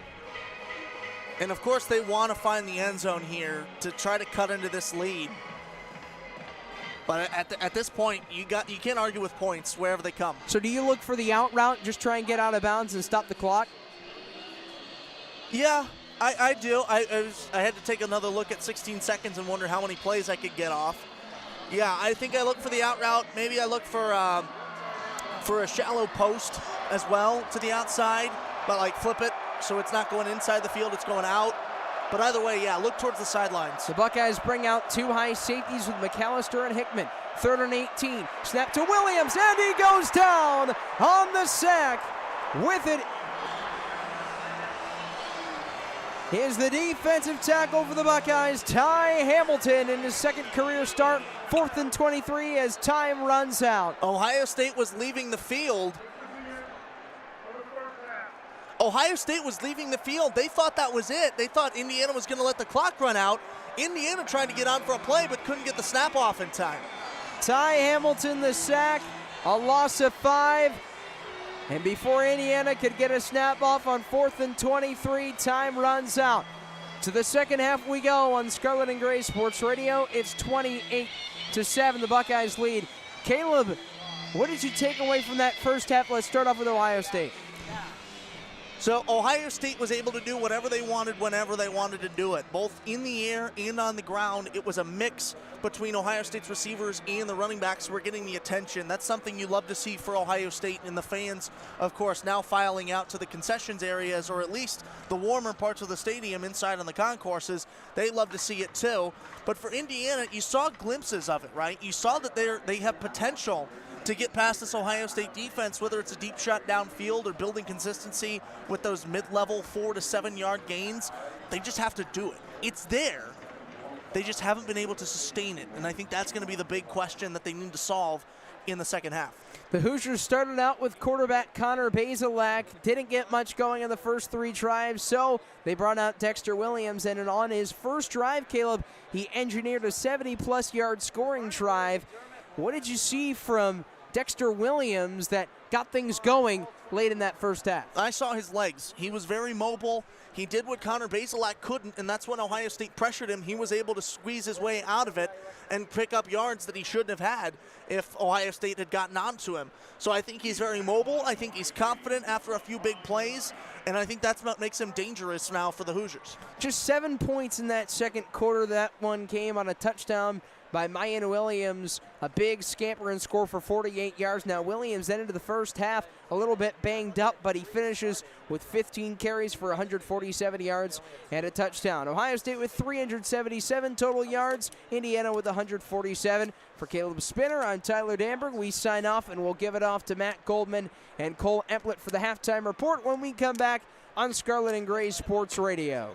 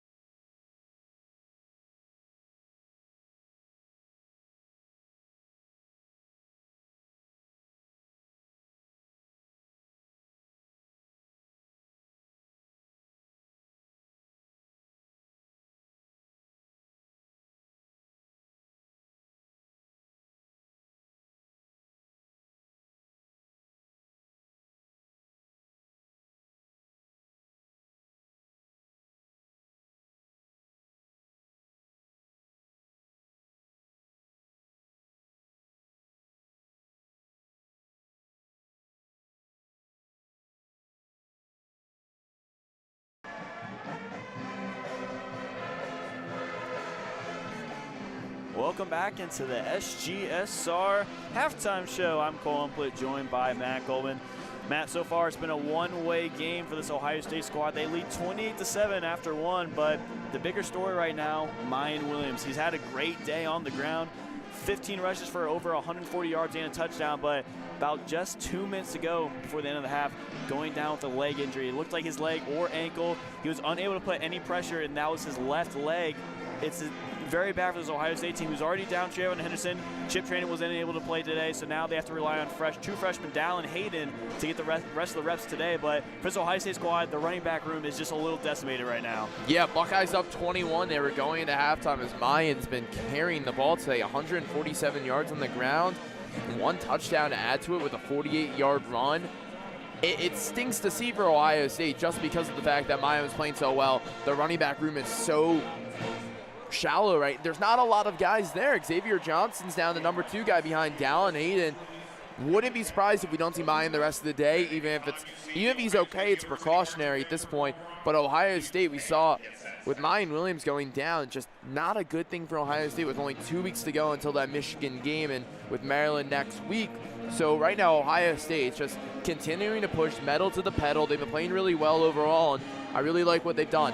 Yep, so far they've done a great job running on the ground, but like you said, it'll be interesting to see how they go, their approaches next week, knowing that Henderson and Williams could be down. Dallin Hayden will have to get the majority start, and for the Buckeyes, you have to hope Trainum's able to come back along with Xavier Johnson.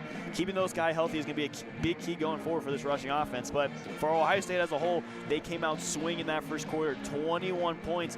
The biggest thing was how can C.J. Stroud and his receivers get going against last week, of course. Couldn't get anything going with the 55-mile-per-hour winds at Northwestern, but they've shut that down immediately. C.J. Stroud already 187 yards throughout the air, 2 touchdowns, but Marvin Harrison Jr., man, he is a freak, is what the best words you could put it. He's been phenomenal today. What have you really liked about him and the way he's been able to get his mojo going quickly in this first half? Marvin Harrison Jr. can do it all. He's C.J. Stroud's second-hand man.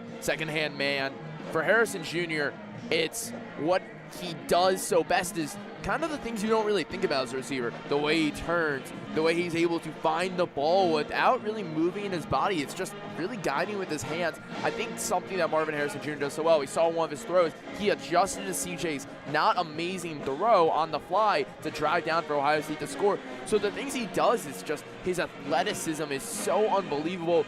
He is a freak of a nature. He's able to get the jump balls. He's able to get the tight passes in the tight windows. So for Marvin, he's just done everything right, and that's all for CJ to ask for. And normally you think that your best receiver, he's going to have the most coverage, but he's been able to get 5 of CJ's 9 targets so far today. He's definitely been coming up big so far for Ohio State. Another storyline was talking about how CJ Stroud was forced to run last week. Today in that first quarter, they gave him 2 little read option attempts, didn't go anywhere. Can we expect to see him more in the second half, trying to get that going a little bit, trying to get some mojo going, or do you think they pretty much stick to what they've been doing so well, and that's been throwing it through the air? I think they do a little bit of both, Cole. You make a good point about stick through the air. They've been doing it so well today. Is why, if it ain't broke, don't fix it. However, it's nice to see if CJ can get a little athletic and see how defenses, not their own team in practice, how they're able to read CJ and what they can do against another quarterback. I'm not sure how much more CJ is going to play, because at this point, if you're Ryan Day, injuries are something you cannot risk, not just for the Maryland game, but for beyond.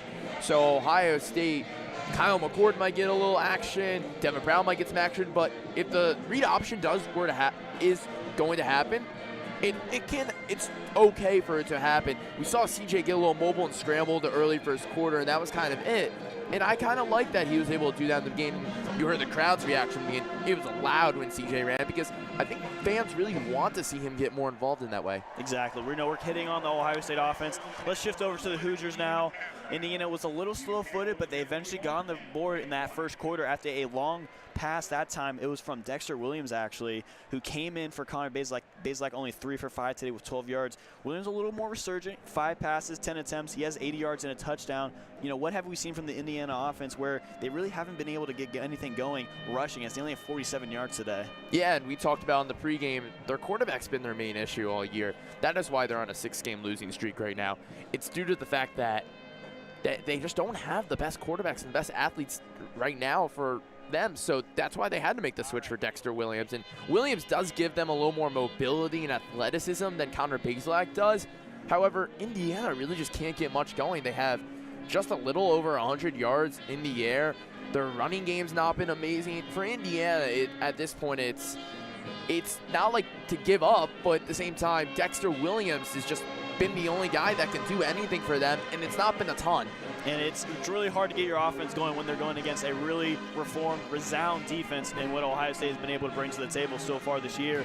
And for Ohio State, they've had a great half, other than, of course, they let up a big play to end the quarter, which led to an Indiana touchdown at the very beginning of the second. But it's been a great day so far for Ohio State. Specifically, Steele Chambers and Latham Ransom has stuck out, 8 tackles and 6 individually. But they also have a combined 2 sacks and 5 tackles for loss. What have you really liked from the defense so far, and how important was it for Ohio State's defense to really have a good game, as they let up almost nearly 200-plus yards against Northwestern last week? Yeah, you make a good point. Ohio State's defense, especially the defensive line, has brought the pressure today. They brought the house on a lot of plays. They brought the blitz. They sent the extra safety, and I really like that Jim Knowles is being aggressive, kind of sending all the dogs out you can and going to those formations, as well as the linebackers. Steele Chambers, Cody Simon, Tommy Eichenberg have been nothing short of consistency this year. They've really proven that they can do it every game, every play.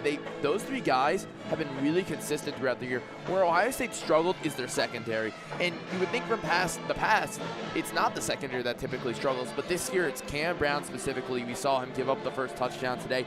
On the outside, Cam Brown just doesn't know how to find the ball as a defender. You have to guide it with your eyes, and he's not able to find it. So that's causing the issues for Ohio State's secondary. Denzel Burke, Jordan Hancock, just kind of having rough days. Ronnie Hickman's been the bright spot for that secondary.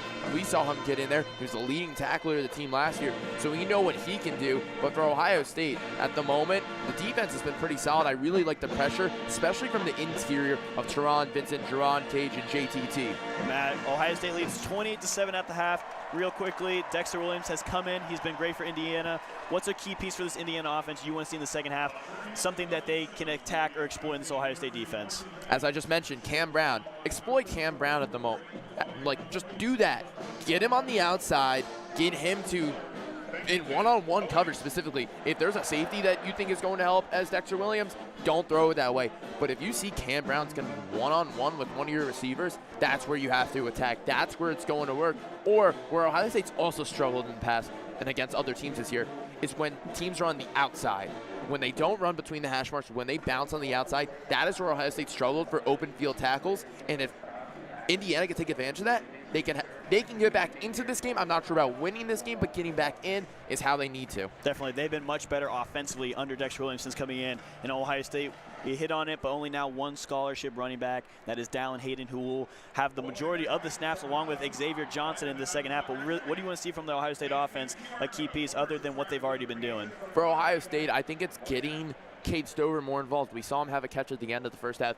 Just continue to feed your weapons. We know what Marvin Harrison Jr. can do. We know what Emeka Ibuka can do. But let's see what the tight end room can do. The tight end room's never been the strongest for Ohio State. It's never been a key piece in their play call, and especially with Ryan Day and just the way he's called plays. So I'd like to see if Cade Stover can get a little more involved and maybe a little Mitch Rossi action, as well as I know Julian Fleming had a big drop right near the end zone in the second quarter, but getting him back involved, getting him confident, him and CJ's chemistry to continue, because Julian Fleming at the end of the day is one of the best athletes out on the field no matter who's playing. He's a freak of a nature, a great wide receiver. He was recruited for a reason here. So if you can get him some action, I think that could be great for Ohio State. For Ohio State's defense, only allowed 147 total yards in that first half, and we're going to see them on the field first as Indiana will receive the kickoff. Ohio State leads 28-7. We're going to wrap up the pregame show here before getting it back to Caleb Spinner and Tyler Danburg for the second half. Thank you for everyone for watching SGSR Halftime Show.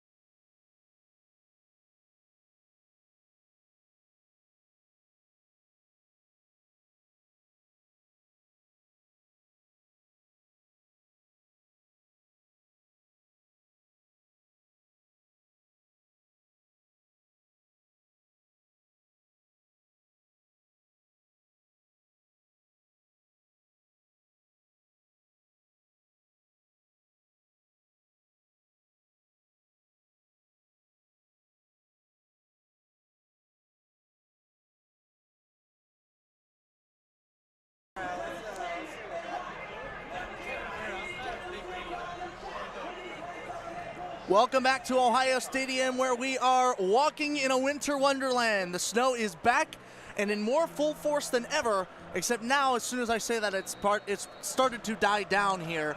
Ohio State ahead 28-7 over Indiana. They'll be kicking off from left to right here as Jaden Fielding is going to boot this away. We'll hear from Tyler Danburg here in just a moment.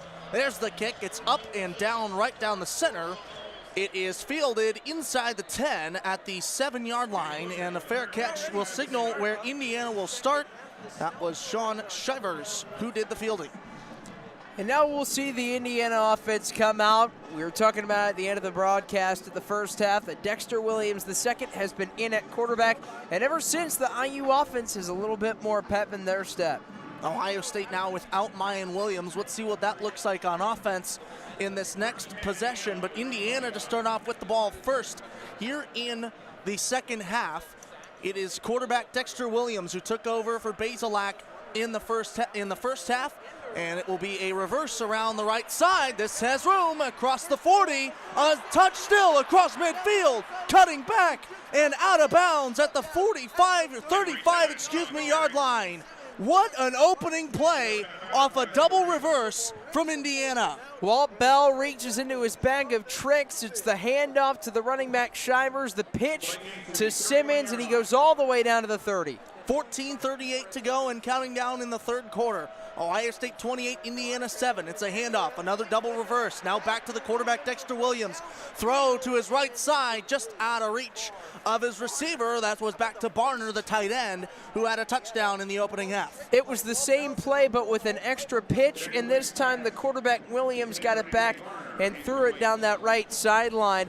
Not sure what the objective was there, but it was trying to get Ohio State's defense off balance. And when you're down, Caleb, 21 points, got nothing to lose, you might as well try and get tricky with it. Clock stopped due to the incomplete pass. 14:24 to go in the third quarter. 28-7, Ohio State over Indiana.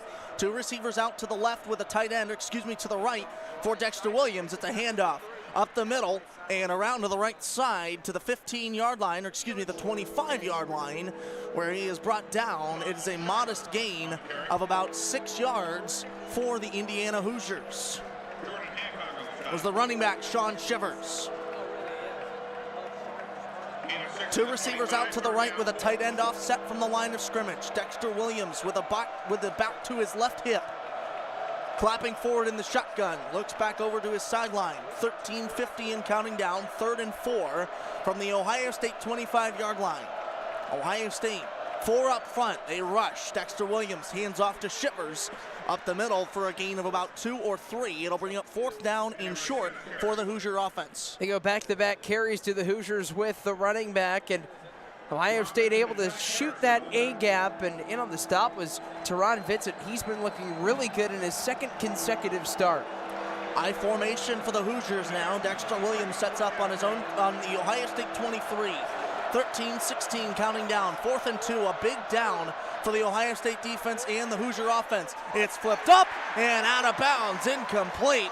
He was looking over to the right side for the receiver 24, but was unable to make the grab. It was just out of the outstretched hand of the left hand. It'll be a turnover on downs. Well, Ohio State gets enough pressure. They blitz the left side of the line. Williams rushes to his right, and Zach Harrison got his tall, extended right hand up, and that allowed Williams to panic a little bit and try and throw over that outstretched arm, and that allowed him to miss his receiver, A.J. Barner.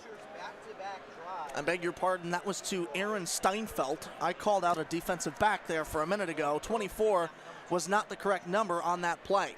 C.J. Stroud setting up for his first drive of the second half. It's a handoff up the middle to Dallin Hayden, who gets tripped up just shy of the Ohio State 30-yard line. They'll call it the 29. It brings up 2nd down and 4. Caleb, we're going to see a lot of Dallin Hayden. No Travion Henderson. No Chip Traynham. Mayan Williams banged up, so it's going to be a lot of the true freshmen. Two receivers and a tight end out to Stroud's left. One receiving option out to the right. It's Marvin Harrison. He's on the line of scrimmage. The lone back is Hayden in an I formation behind Stroud in the shotgun. It's a handoff to Hayden, a good gain of about 3 yards. It looks good enough for the first down from here, but we'll see where the spot is. It appears to be just shy. Donovan Jackson with a good lead block, the left guard in another start. Ohio State hustles back to the line. Handoff once again to Dallin Hayden. No, Stroud will keep it himself, and he's going to lose yardage. And they'll say no gain as he got back to the line of scrimmage. It's 4th down, and if not a yard, inches. That was Bryant Fitzgerald on the stop, Caleb. The leading active Hoosier in games played with 54. Makes his first tackle, and it comes at a big time. Buckeye punting unit now on for Ohio State. Indiana back deep to receive, past their 25-yard line at the 23. Jesse Mirko, he's gotten some work today. He's back to receive this from long snapper Mason Arnold, who took over for Bradley Robinson, who will miss the rest of the season with an ACL tear. Mirko boots this away. Across the 25, fair cut at the 23-yard line, and that is where Indiana will set up. That was fielded by the kick returner Connor Delp, number 80 for the Hoosiers. 11:25 to go here in the third quarter. Ohio State leading Indiana by 21 points. It's 28-7. The Buckeyes over the Hoosiers here on Scarlet and Gray Sports Radio.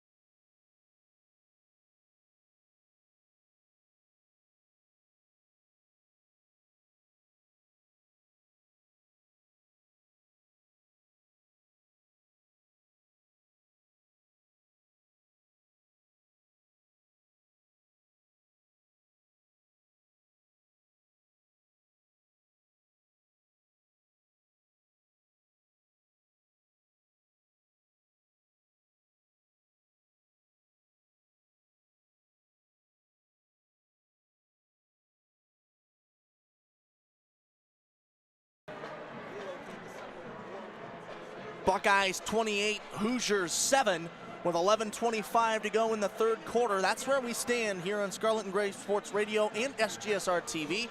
Alongside Tyler Danburg, I'm Caleb Spinner. We thank you so much for spending your football Saturday with us here at Ohio Stadium. The Indiana Hoosiers set for their second drive of this quarter, of this half. And it's once again Dexter Williams, who came in as the backup option, but has looked pretty good today. A receiver and a tight end to the left, one receiver out wide to the right. It's a handoff up the middle, dragged down by Zach Harrison, who got his hand on him. That looks to be Teron Vincent, who got a hand on him as he was coming around that left side. And Vincent's been huge in stopping the run, able to fight off a block from the right guard, Koenig, and able to wrap up Henderson, who's a tough guy to stop.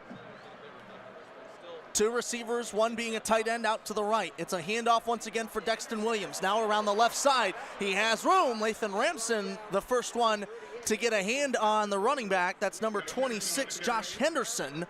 And it'll move the chains for the Indiana offense. They go into a no-huddle, hurry-up formation. Three receivers, all of them out to the right. Fake to handoff, play action for Dexter Williams. He's pressured and brought down. Lathan Ransom fired up the middle, put him to sleep as that selly motion says.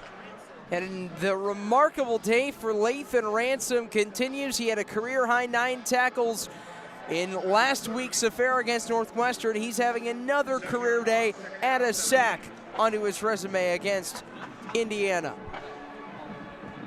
Lathan Ransom has been great in coverage and now blowing up a play as well. Here's a handoff, once again play action. Rushed was Dexter Williams, and it looked like he threw it into the breadbasket of Zach Harrison, but they'll say an incomplete pass, and those bells mean one thing, it's third down. Almost picked off by Zach Harrison, and Ty Hamilton broke up that pass. He's had a big day. He had the sack to end off the first half. Now he's got a pass breakup. Hamilton's had a huge day in his second consecutive start. Ohio State ahead of Indiana by 21. 28-7 is the score with 10 and a skosh left in the third quarter. Third down and 17 for the Indiana Hoosiers. They need something here. One running back in the backfield. It's on the right hip of Dexter Williams, rolling out to his right where he had trips receivers and an underthrown ball just shy of midfield. It was intended for the receiver, number 19, Malachi Holt-Bennett, but incomplete. It'll bring on the punting unit as it would be 4th and 17. And he had Holt-Bennett open, just underthrew him a little bit, but Williams actually, Caleb, he almost mistook Tommy Eichenberg for one of his own receivers. Eichenberg was all alone. He was just dropped back in coverage, and Williams had to hesitate and made that throw, but it was a little low. James Evans boots this away. No, it's blocked by Lathan Ransom.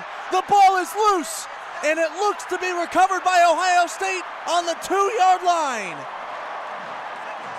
Lathan Ransom was in there to deliver the block, and then jumping on it was Ohio State number 10. It looked to be Xavier Johnson. What a play from the Buckeyes specialty unit.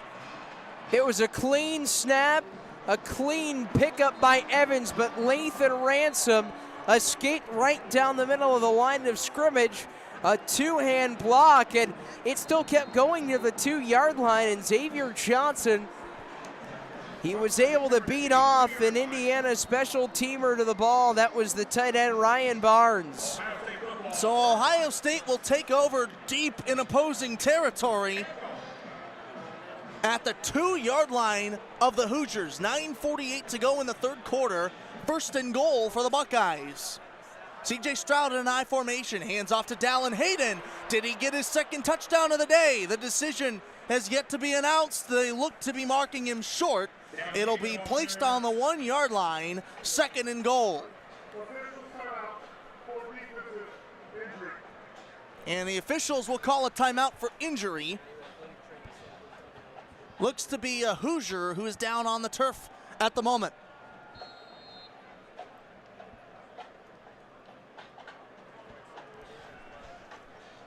And we have no view as to who this is.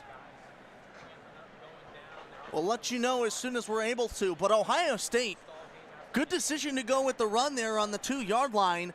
This is the shortest field they've faced all day, and that's not saying much. Quick field positioning, and you can't get any closer than starting your drive on the opponent's 2-yard line, and they open it up with Hayden. They did have Mitch Rossi in as the fullback, and maybe see him get the give or a quick catch out of the backfield on this next play. The Hoosier down was number 43, Matt Holt, who was being helped out to the Indiana sideline. And Holt was the one who stopped the ball carrier, Dallin Hayden, fended off a couple of blocks on that left side, which is a tough thing to do against Paris Johnson Jr. and Donovan Jackson, the left tackle and the left guard, respectively. Speaking of Dallin Hayden, he was knocking on the door for his second touchdown of the day. He took over as the lead and only back for Mayan Williams, who went out with an injury to his right leg in the second quarter. We have not seen him since, but he also finished with 147 yards in the first half, which is the most, it's his career high for yards and a half. And just the second most overall in an entire game in his Ohio State career. He had that 189 game against Rutgers, in which he also scored 5 touchdowns. But Williams, it looks like his day might be done. And without playing the second half, he had a full days of work, as you saw on the stat sheet. But now, Caleb, Ohio State down to just one scholarship running back. If you take out no Trainum, no Williams, no Travion Henderson, that leaves it up to some slim depth in the Ohio State running back room with Dallin Hayden, then Caden Saunders. You also don't have Evan Pryor and TC Caffey. They have season-ending injuries, so it's slim pickings in Ohio State's running backs, and maybe we'll see a lot more Xavier Johnson getting some carries as well. Here at Ohio Stadium, the fans getting on their feet as members of the Ohio State Reserve Officers Training Corps, or ROTC for short, are sworn into their positions in the United States Armed Forces. We thank them, we wish them well with their new endeavor. This is part of the Veterans Day festivities that Ohio State has been undertaking throughout this game. Brutus has been rocking military fatigues and red camouflage outfit. That's what he walked out in earlier today when the band took the field. But Veterans Day yesterday, and of course all of us at Scarlet and Gray Sports Radio thank all of those who have served, are currently serving, or who have fallen in the line of duty for what they have been able to do to keep our country free and safe from danger. Now on the number 1 yard line here for Ohio State, it's a handoff, play action, Stroud wide open left side to Cade Stover. Touchdown, Ohio State. Their lead now 34-7, pending a PAT. A quick play action from C.J. Stroud. It was one-on-one with Stover and the linebacker Bradley Jennings Jr. And Jennings got tripped up going one-on-one with Stover, and that allowed Cade Stover, the tight end, to get separation and get his 4th receiving touchdown of the year.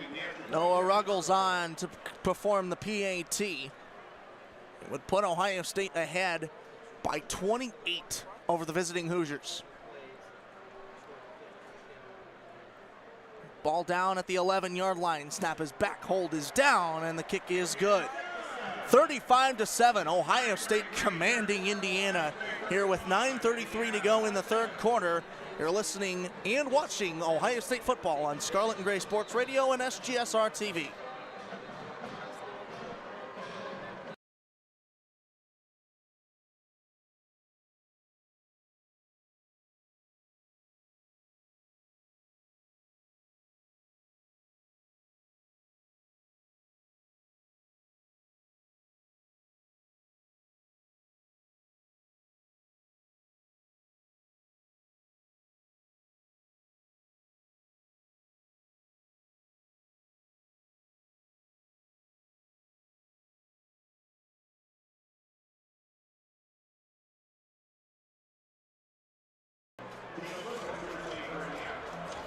Back inside Ohio Stadium here on Scarlet and Gray Sports Radio and SGSR TV. Alongside Tyler Danburg, I'm Caleb Spinner.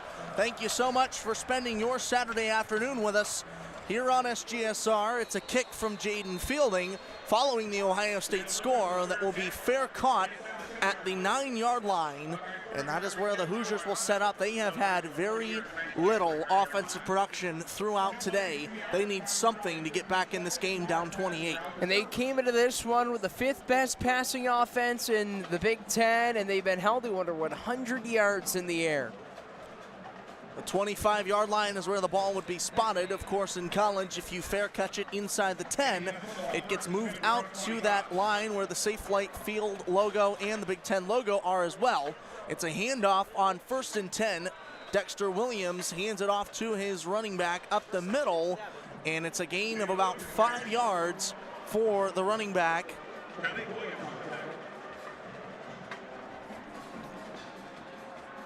Sean Shivers. Incomplete pass out in the way of the tight end, A.J. Barner, who's had some action today, including the only touchdown for the Hoosiers that came back in the first half. 3rd and 7, 9:11 to go in the third quarter. Clock is stopped from the incomplete pass. 2 receivers out to the right, including 1 tight end who's offset. Man comes in motion, moving in closer to the line of scrimmage. Dexter Williams, look out to his left where he has a lone man in ISO coverage, and it's broken up. Would have been complete across the 40 if not for the hand of Ohio State number 26. That's the defensive back Cam Brown, and it was intended for Donovan McCulley, and it'll bring on the Hoosier punting unit, 4th down and 7. Williams threw a precisely accurate deep ball. He's been doing that really well. Found the 6'5 McCulley, but Cam Brown, a great pass breakup. He's had a couple of those in single coverage. James Evans set back at the 15-yard line to punt this away. High snap, but he pulls it down and boots it into the direction of Emeka Egbuka. Touches down, rolls across the 35-yard line, and settles at the 33, which is where Ohio State will set up shop here with 8:53 to go in the third quarter, and the Buckeyes ahead by 28. It's Ohio State 35, Indiana 7 on SGSR TV and Scarlet and Gray Sports Radio, the official student radio home of Ohio State Athletics. 36, personal foul, number 21 of the kicking team with a face mask. Definitely will be added on.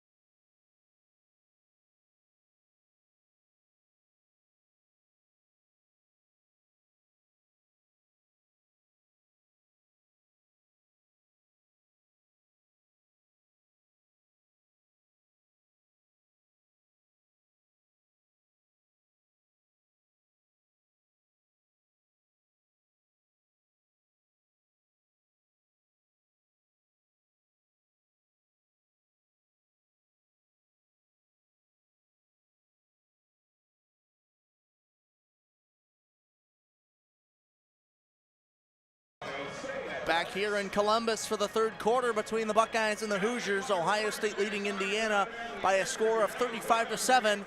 And the best part about the third quarter, and maybe even the second half, is the knocker ball challenge, which we just enjoyed seeing that moment ago. We'll talk about it here on the other side of this play as the Ohio State Buckeyes are getting ready to set up at their own 48-yard line. 8:53 to go in the third quarter. Ohio State, 2 receivers out to the right, 1 to the left. Dallin Hayden functioning as a blocker as C.J. Stroud looks to pass. He was pressured, now rolling out to his left. Fakes a pitch, is going to take it himself across the 50 to the 40, 30, 20, picks up a block and runs out of bounds just shy of the 15-yard line. They'll mark him out at the 14. What a run from C.J. Stroud. Took it all the way from his own 44 to the Indiana 17-yard line. And Stroud convinced everybody for Indiana that was going to be a pass to the right side, a wide open left side, and he just stepped out of bounds shy of the sticks, about a yard shy of the marker. But a good block by Julian Fleming as well. So this is strange. The ball is now being marked on the opposing 44, negating the Giants' scramble. But Ohio State will set up out to the right. It's wide open across the middle to Emeka Egbuka, who takes a shoulder and gets rucked down to the 11-yard line by Devin Matthews, the Indiana defensive back. The Buckeyes will move up into Indiana territory, deeper into Indiana territory, I should say. Now at the Hoosier 12-yard line. 7:50 and counting down to go in the third quarter. Ohio State 35, Indiana 7. 1st and 10 from the 12-yard line of the Hoosiers. It's a short pass out to Cade Stover, who dodges one guy, dodges another, and it extends his arm into the end zone for a touchdown. Cade Stover, back-to-back second-half touchdowns, and Ohio State is ahead even more, 41-7. Stover continuing to cement himself, Caleb, as that yards after the catch type of tight end. Makes the catch at the 10. He quickly jukes his way at the 8, and then he gets hit inside the 5 and somehow extends his arms to reach over the goal line and get that touchdown. A very rare thing to see from a 6'4", 255 tight end, to see somebody be so elusive after the catch. Known affectionately by his teammates as Farmer Gronk, due to his heritage and his sponsorship and NIL by John Deere. Which, you know, it's fitting if you've ever met the man. But Noah Ruggles adds on the PAT and puts it 42-7 in favor of the Buckeyes with a long 7.5 minutes to go in the third quarter, Tyler. We still have a lot of game left to be played. A lot of game left, but nonetheless, to see Ohio State put up 42 at any point of the game, as much of a far cry from last week's 21 points against Northwestern as we will see all day. And Ohio State last weekend, you mentioned 21 points. Notre Dame, the same tally. Those were the only two games this season where the Buckeyes have scored under 40, if my memory serves me right. That would be correct. And Ohio State, this is the 34th game under Ryan Day now officially where they have scored more than 40 points as a team, which just tells you how dominant the offense has been in Day's 4 years here. So Ohio State leading by a bunch, 42-7, with 7:38 to go in the third quarter. Indiana, Tyler, in dire need of something. Even if it's only a field goal, they need to get some energy back on their team.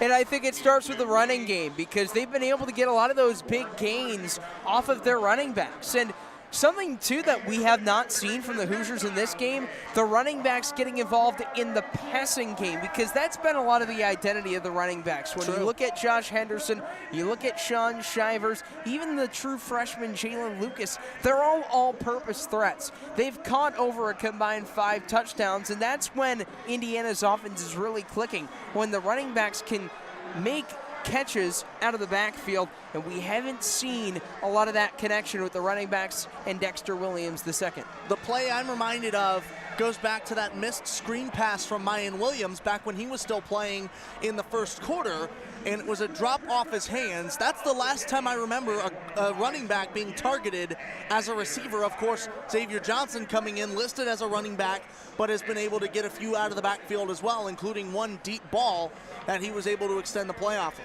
And Jalen Lucas, look for him to be used a little bit more by Indiana on this drive. He'll be used as a kick returner here, but he's taken a lot more snaps at running back over the last few minutes and few drives. The sky has begun to darken here in Columbus, and the snow has turned into a light drizzle of rain here with 7:38 to go in the third quarter. Ohio State 42, Indiana 7.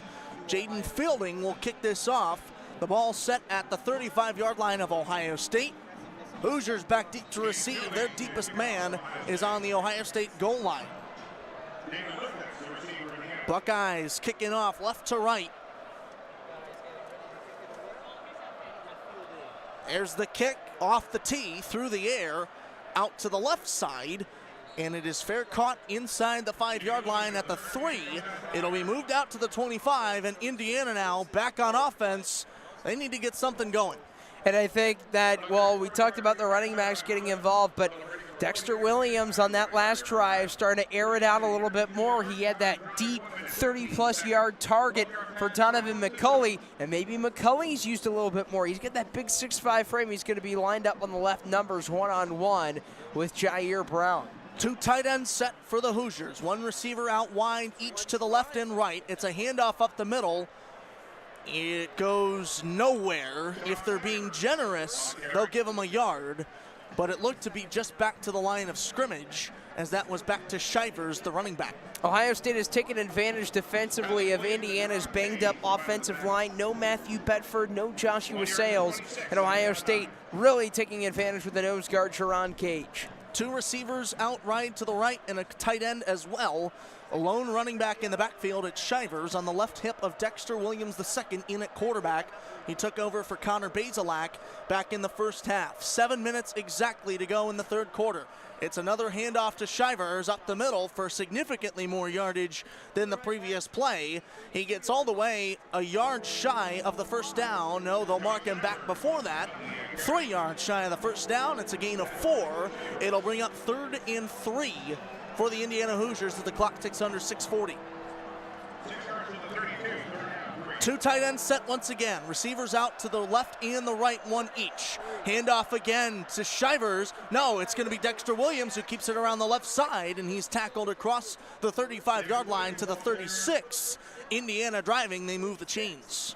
And a great block by A.J. Barner, the tight end. He followed the zone read from the quarterback, Dexter Williams. That was a design run. It was an RPO, a run-pass option. Williams, instead of handing it off to Shivers, kept it, and he followed that pull block there by Barner to get the first down. Indiana quick tempo. 2 receivers out each to the left and the right side. Shivers flips hips to the right of Dexter Williams now. Williams had nothing, kept it, got up across the middle for a gain of 6. It'll bring up 2nd and 4. You said at the end of the first half, Kale, that something that caught your eye about Dexter Williams was his ability to extend the play with his legs. Well, he had a quick drop there. Ohio State brought blitz, and Williams decided to run it when he didn't have any options for a receiver. Officials will call out a gain of 5 at 2nd and 5 at the 41-yard line of the Indiana Hoosiers. 42 Ohio State, 7 Indiana, with 5:27 to go in the third quarter. It's a handoff around the left side to Shivers, and it's blown up in the backfield by Tommy Eichenberg. Second tackle for a loss for the leading tackler, Eichenberg. He's up to 10.5 TFLs on the season to lead the squad. Tackle for a loss should be, at this point, Tommy Eichenberg's middle name. We say it so often in association with his first and last name. It'll bring up 3rd down and 8, 4:57. They'll mark that a loss, a good loss of 3 yards for Ohio State's defense. 4:51 now, counting down. 42-7, Ohio State over Indiana in the third quarter. Dexter Williams takes a look back to his sideline. Pair of receivers to the right, pair of receivers to the left. Lone running back is Shivers. He functions as a blocker as Dexter Williams takes the snap. He's pressured and thrown back by Jack Sawyer, the Buckeye defensive end. 35 with a big play, and now 33 follows it up. Sawyer was lined up on that right edge of the line. He was really isolated, and the right tackle for IU didn't realize that Sawyer just came crashing, and he was able to just get an open hole and sack the quarterback, Williams. 4th and 16 for the Hoosiers. They'll punt this away. It is indeed back. They had a weird formation. It's James Evans, who will boot this away. 3:55 to go as the ball sails across the air. Fielded by Emeka Egbuka at the 20. He's going to try to return this, and it was a bad decision in hindsight, as he's going to lose yardage all the way back to the 15-yard line. That's where Ohio State will pick it up here, as they are leading Indiana by a bunch, 42-7. It'll be 1st and 10 at the Ohio State 17-yard line when we come back. You're listening to Ohio State football on Scarlet and Gray Sports Radio and SGSR TV.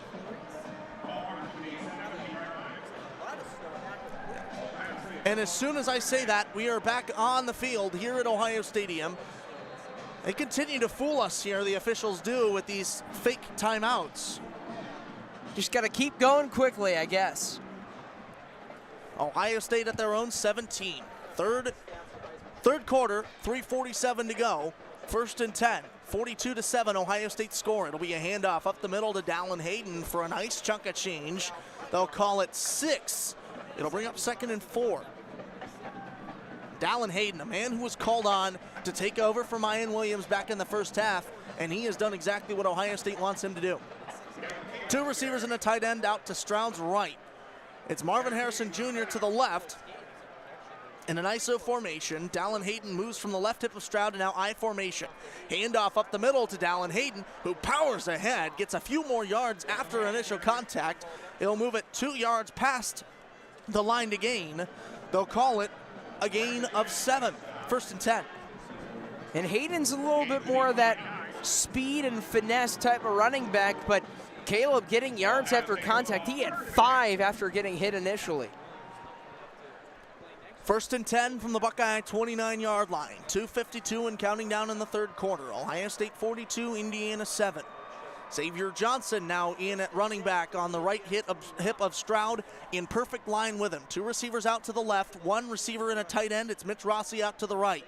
Stroud back to pass, surveying his options across the middle of the field. Dangerous pass that gets batted up, almost picked off, but falls harmlessly to the ground. That was Lem Watley-Neely, who almost had the turnover for the Indiana Hoosiers. And had Harrison not stuck out his right arm to just defend the pass and play defense as a receiver, Watley-Neely would have had his first career pick in his 2nd year of Indiana football. Clock is stopped now perfectly at 2.5 minutes to go in the 3rd quarter. Ohio State leading by 35. It's 2nd and 10 from the same spot, Ohio State's 29-yard line. 2 receivers out to the left, stacked on each other, 1 in front of the other. 2 out wide to the right. Looks to be G. Scott Jr., who is in for Ohio State. It's a screen pass out to the left. Xavier Johnson plowing ahead after catching the ball and moving ahead for about 3 yards. It'll bring up 3rd and 7. No, it's going to be a generous spot. They'll call it 3rd and 6. And a strong pull block there off the screen by Reese Stockdale, who's getting into it a little bit with some extracurriculars off to our left, but Stockdale's in. This is the earliest that he's been in his Ohio State career in terms of a game, and he was able to pave the way on the catch there for Xavier Johnson. Trips receivers to the right, 1 option to the left, with the lone running back on the left hip of C.J. Stroud. It looks to be Mitch Rossi. Rossi will function as a blocker as Stroud goes back to pass. He's got Fleming on a slant route, tripped up, flipped into the air near midfield. They'll call him down at the 48-yard line. Ohio State almost at midfield. It'll bring up 1st and 10. It'll move the chains. There's the quick post route for Julian Fleming, able to utilize the speed and blaze up the middle of the field. He is quick on his legs. Pair of receivers each to the left and the right for C.J. Stroud. Rossi is still back in the backfield with his quarterback, though he is flipped from the left hip to the right. And now, as soon as I say that, moves back over to Stroud's left side in a line with him. Indiana Hoosiers load the line. They're going to rush 5. Stroud back to pass over to the right side. And he wanted a flag for Fleming, but he's not going to get it. They'll call it impressive defensive coverage from Tywan Mullen. Well, it was and well the crowd defended. does not like that. It was well defended initially. Caleb Mullen ate him up, but then he was pressing the lower body of Fleming before the ball was being really thrown in his direction. So Julian Fleming's actions after the play definitely justified. Interesting call not to throw the PI, but again, it is 42-7 with 1:10 left in the 3rd. And that's the biggest thing. Are they playing the ball or are they playing the player? That determines whether it's a defensive pass interference or a no call. Stroud in an I formation with Dallin Hayden right behind him. He hands it off around to the right side, tripped up just shy of the line of scrimmage. They might call him a no gain, and indeed they will. It is now 3rd and 10 at the Ohio State 49-yard line, 1 yard shy of midfield of the Buckeyes as we tick under a minute to go in the 3rd quarter. Ohio State 42, Indiana 7. The Buckeyes taking their time getting back to the line. Dallin Hayden comes out, in the running back instead is Mitch Rossi, who goes to the right hip of Stroud. the commander-in-chief of this Ohio State offense, commanding his troops. Trips receivers out to the left, including G. Scott Jr. and Xavier Johnson. Out to the right, it's Marvin Harrison in an ISO formation with the defender Tywan Mullen of the Hoosiers. Snap is back in the shotgun. Stroud looking out to his right. Marvin Harrison hit his hands and out of bounds. Incomplete pass that'll bring up 4th down, and no doubt Jesse Mirko in the Ohio State punting unit to take the field. Marvin Harrison has made some acrobatic catches like that insane one he had late in the first half. But there on that curl route, not able to grasp it cleanly, but he almost just set himself up to be in a good opportunity to make that catch, which is a testament to his route running, because Tywan Mullen was able to close him off pretty well, but somehow Harrison almost got enough separation. Considerable numbers of fans beginning to file to the exits as Mirko punts this away. Waved at for the fair catch at the 10-yard line, and that's where they will grab it. That was the return man, number 80, Connor Delp. 15 ticks left to go before the final quarter of play. Ohio State 42-7. They lead the Hoosiers, but it's 1st and 10 Indiana when we come back on Scarlet and Gray Sports Radio and SGSR TV. Another quick formation. And never mind, we're back at it after a few seconds. You're on Scarlet and Gray Sports Radio and SGSR TV. Ohio State leading in Indiana by a bunch at Ohio Stadium. 1st and 10 for the Hoosiers at their own 10-yard line. 15 seconds left to go in the 3rd quarter. 2 receivers and a tight end out to the left of Dexter Williams. He's going to fake a handoff, keep it himself, and it was a bad decision as he got blown up in the backfield. A loss of 1. Williams tried to switch directions and juke on Tommy Eichenberg, but Eichenberg not able to bite, and he was able to just ram down Williams. That was a hard hit there from the linebacker Eichenberg for a loss of 1. Another tackle for a loss for number 35 in Scarlet. And now we will take a break as that is the end of the quarter. Indiana 2nd and 11 on their own 9-yard line. When we come back, it's the 4th quarter here at Ohio Stadium. The Buckeyes leading the Hoosiers 42-7 on Scarlet and Gray Sports Radio and SGSR TV. Whew.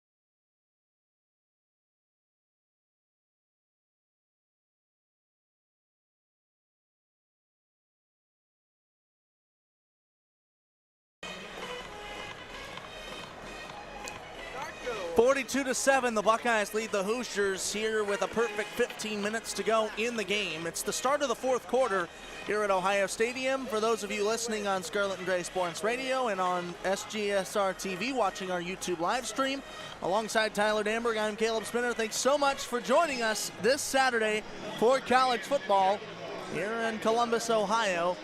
It's 2nd and 11 for the Hoosiers on their own 9-yard line, now moving left to right after the quarter flip. A receiver out to the right for Dexter Williams, the cornerback. One more out to his left side as well. One running back on his right hip. Fakes a snap. It's a high snap. Corrals it as he has to go back into the goal line to get control of it, and scrambles out to his left side for a big chunk of yardage at the 7. That was almost a safety. It was almost a safety because it was a high snap. Williams had to go off to his left to get it. He had pressure coming from Jack Sawyer, who almost got to him, but Williams was able to spin away from traffic and get a couple yards. 8 more yards of breathing room for the Hoosiers, now at their own 17. 3rd and 3 for Indiana. It's going to be an incomplete pass out to the left side, intended for the receiver Anderson Kobe, who had a deep bomb in the first half down the center that ended up setting up the only touchdown of the day for the Hoosiers to A.J. Barner. And that was the only catch that Kobe, the Tennessee transfer, has been able to have all day, and he was underthrown there by Williams. 4th and 3 for the Hoosiers. They're going to punt this away. Clock stopped at 14:32. Snap back from the 17. Back to receive is Xavier Johnson. Now going back to it and calling for the fair catch. He dropped it. But able to get back on it was number 87, Reese Stockdale, who called for the fair catch, as I said, and then lost it over his back shoulder. Almost a dangerous mistake for the Buckeyes, but crisis averted. Ohio State has 2 fumbles lost on the year. One of them was on a punt return way back in week 2 by J.K. Johnson, but Stockdale able to avoid it. Good regather there by Stockdale, but that could have been a little bit of a dangerous opportunity there for Reese Stockdale, who was lined up alongside Xavier Johnson as the 2 deep men to return. The attendance numbers are in and being shown on the scoreboard right now. 103,888 fans in attendance for this game. That was at the start of the day, considerably less in the bleachers right now. I see a lot of gray over in the student section, which is traditionally full of students in their scarlet and gray, not the gray of the bleachers. But at this point, 42-7, I feel like a lot of Ohio State students especially feel there's no use in sticking around. Especially with the weather as well, not ideal temperature-wise, with temps slipping down into the upper 20s. And so, of course, if it's going to be a 42-7 lead, 35-point margin, that might allow the students to leave. But nonetheless, we could see a lot of different Ohio State players get the ball. We can see guys like Reese Stockdale, G. Scott Jr. get the ball thrown in their direction. Now it's going to be interesting to note, does Kyle McCord, the backup quarterback, come out to lead the final couple series for the final 14-23? That's going to be the question. He's getting warmed up on the sideline along with C.J. Stroud as both teams are in their respective huddles. But going back to the attendance too, this is again keeping the streak we talked about in the first half. Ohio State has not played at home in front of less than 6-figure fans this season. And they'll have one more home game coming up in the regular season. There, though. Yeah, that's gonna be an automatic 100,000. You would have to think, but first off, you have to get through the rest of this game. You have to get through the Maryland game as well to get to Michigan, ranked 3rd in the country. But nonetheless, going back to what's going on the field, we were talking about Kyle McCord. This is probably the best opportunity for Kyle McCord to get some passing repetitions as well, because he usually comes in, Caleb, late in the game to the point where he can't really throw the ball much. It's just a handoff duty, mop-up duty, and garbage time. But now Kyle McCord, he's got just a little bit under 15 minutes and change left, so he can get the chance to throw the ball. And even if Ohio State's going to be heavy reliant on running the football, if the Buckeyes face a 3rd down and long, you have to think that Kyle McCord's going to get the chance to try and throw the football. I'm sure my memory's failing me, but the earliest I remember seeing him this season is 5 minutes left in the game. So this would be very early for him and potentially beneficial to the Ohio State backup quarterback. Meanwhile, Ohio State starter is still in the game. It's C.J. Stroud in a shotgun with trips receivers out to his right. He's going to hand it off to his running back. Up the middle, Xavier Johnson slicing, dicing across midfield. One man to beat, pulls back. He's got room across the middle now, cutting back. This is going to be an Ohio State touchdown. Xavier Johnson to the house. Ohio State pushes their lead to 48-7. 71 yards for Xavier Johnson, switching directions, cutting right, cutting left. And what started on the right side of the field ends on the left side of the end zone. And that 71-yard score, Caleb, was longer than the total yardage on the year for Xavier Johnson. Xavier Johnson had his antenna up for open field, and he was able to cut left, right, and back up the middle to get the score. Ruggles to put on the PAT. Snap is back, hold is down, and the kick is good. 49-7, Ohio State, just like that, pushes their lead even further. It's 49-7 with 14:07 to go in the game. We'll see Indiana's offense when we come back here on Scarlet and Gray Sports Radio and SGSR TV.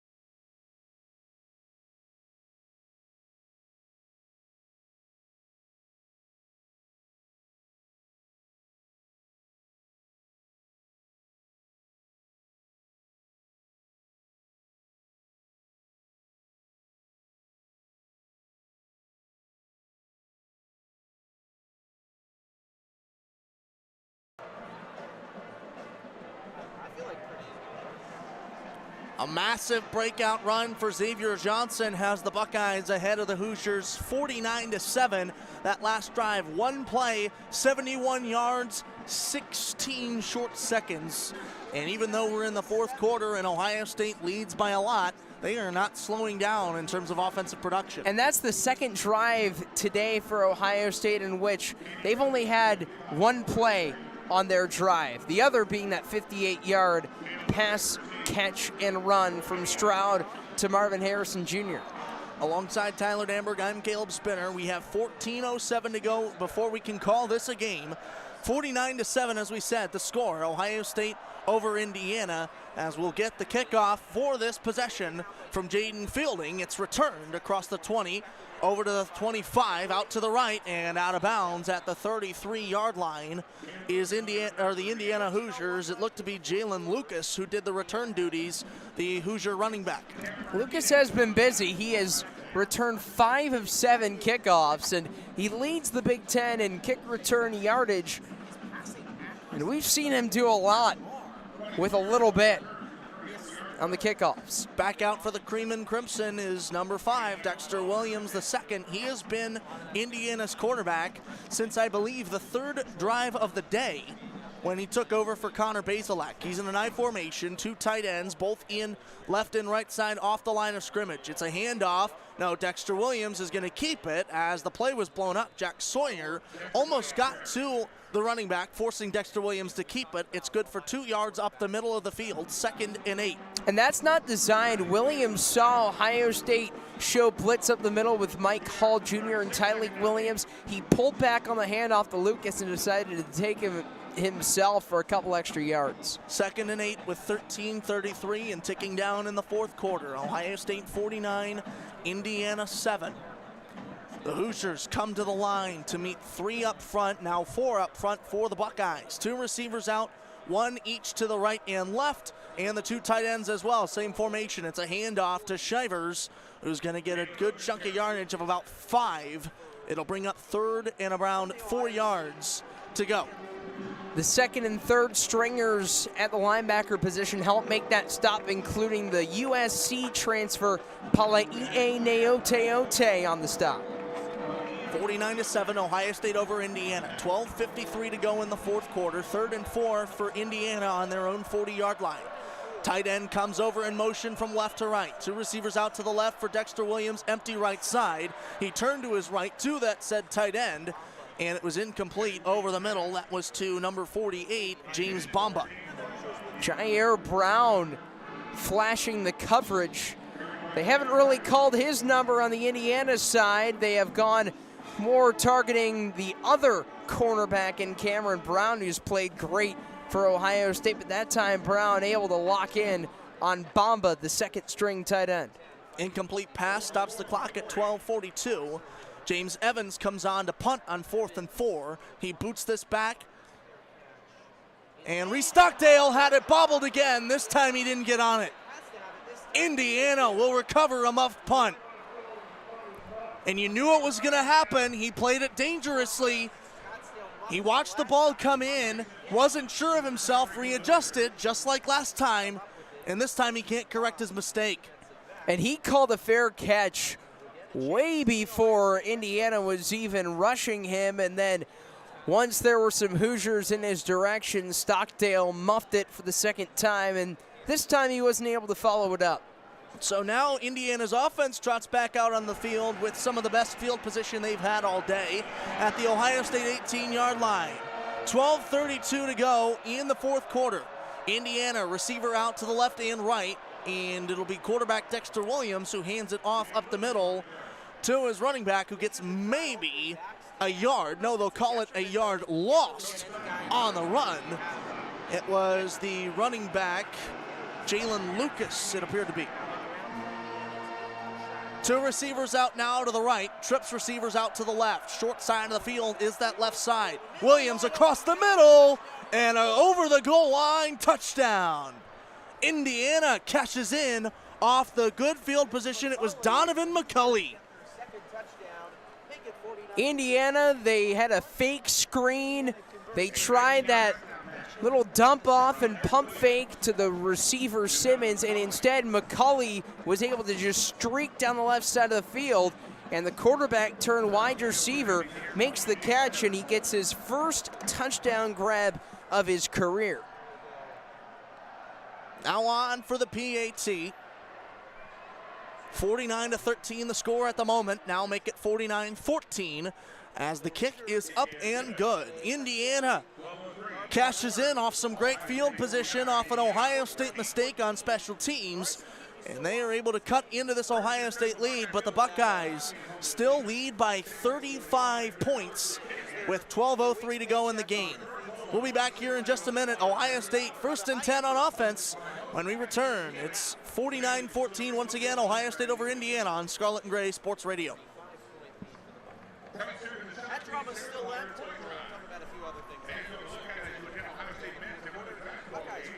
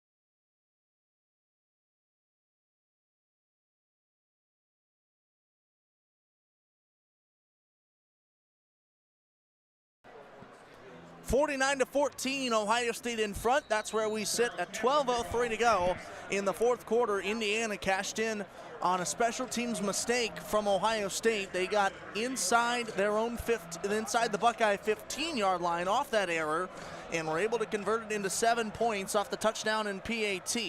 They now trail by 35, and a fair catch inside the 10 will set up the Buckeyes at their own 25. That was Xavier Johnson who was back to receive after Reese Stockdale muffed his last 2 receptions the last time, as I said, getting recovered by Indiana to set up that touchdown. And sticking on the theme with last time out, last offensive drive for Ohio State, it was one play, 71 yards by that magnificent run of Xavier Johnson. We'll see if he can get a carry or 2 on this next series, but it looks like Dallin Hayden's going to be the featured back. So Ohio State returns to the field. Their offense still led by C.J. Stroud, and there's a penalty marker before the snap. It's a 5-yard penalty against Ohio State for a formation violation. But interesting to call that before Ohio State even snaps the ball. And that was because an Ohio State player on that right side of the line never came set. Might have been Julian Fleming or G. Scott Jr., one of the two on that right side. 3 receivers out, including a tight end to the right side of Stroud. It's a handoff up the middle to his feature back, Dallin Hayden, as you touched on earlier, Tyler. It's a gain of about 2 yards. It'll bring up 2nd and 9, gain of 1. And Hayden's explosive. When he gets past that line of scrimmage, he just gets that incredible closeout speed, and very similar to Travion Henderson. When he hits a hole, it almost is like he even accelerates more, and that's what Hayden did there. Trips receivers out wide to Stroud's left. He's in a lone backfield with 2 more options out to his right. Indiana's going to rush 4. They've dropped 2 linebackers back with 5 DBs. Stroud calling out changes to the formation. Drops back to pass in the shotgun. Had it tipped but complete across to the right side to Marvin Harrison Jr., who's tripped up just shy of the 50.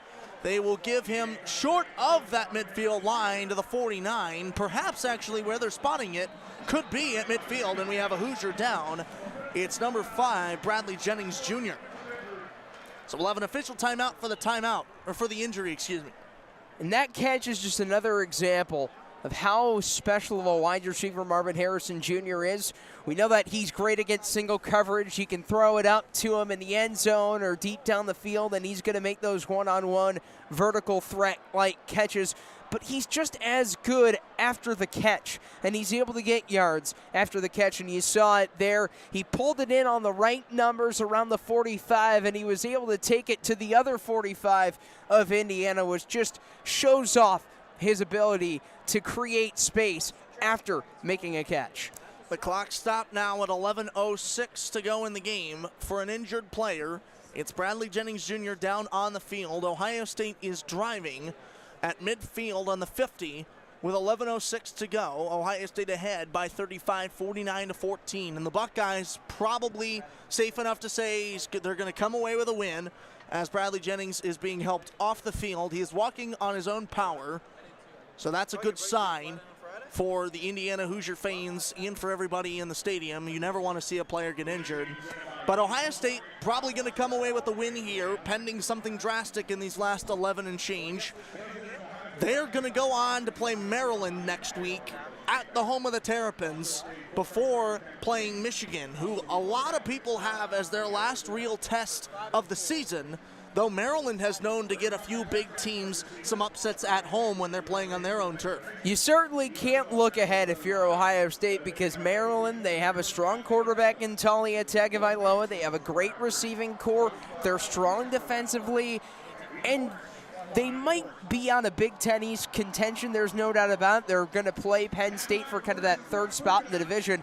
But because of that, they can have the chance to play spoiler against a Big Ten East foe and opponent in Ohio State. So they're going to come out next week looking to try and make a statement and try and pull off what could be a major upset. So you can't look ahead to Michigan without getting by Maryland first. And they'll be trying to get a win, because last year when they came to Columbus, they were handled pretty easily by Ohio State. Now trying to wipe the slate clean on their home turf in College Park, rather. I almost said Annapolis, but College Park. Well, again, Annapolis, the home of another college football game going on this weekend as well, but Navy Indeed. not being able to really pull off anything against the Notre Dame Fighting Irish after they have gotten off to a hot start and are in the second half leading pretty well. And that helped out Clemson, or that loss, the win rather against Clemson helped out Ohio State's win against the Irish in the opening game of this season. G. Scott Jr. goes in motion from left to right. Stroud with a running back on his left hip. He's going to toss it out in the flat to Xavier Johnson. Johnson up ahead across the 40. He's tripped up and will be down at the 36-yard line. It's a decent pickup that will move the chains. Johnson has had 3 touches, Caleb. They've all gone for over 10 yards. He had one there, that went for 12. His first catch went for 23, and that touchdown run he had, it went for 71. So 3 touches, and he's made the most of them. One of these things is not like the others. Isn't that a popular song from back in our childhood days, Tyler? Shout out Sesame Street, right? 10:32 to go in the fourth quarter, indeed. Thank you, Sesame Street, for a lot of knowledge that I have from back when I was in my formative years. The ball placed at the 37-yard line. 49-14 is the score. Ohio State leads. Just under 10:20 to go in the fourth quarter. It's a handoff around the left side. Dallin Hayden's got room across the 20. Stiff arms a man as he's dragged out of bounds, shy of the 15-yard line. We'll see where they spot him. We have tensions flaring as Luke Whippler got tied up with the defender, number 10, Miles Jackson, the outside linebacker.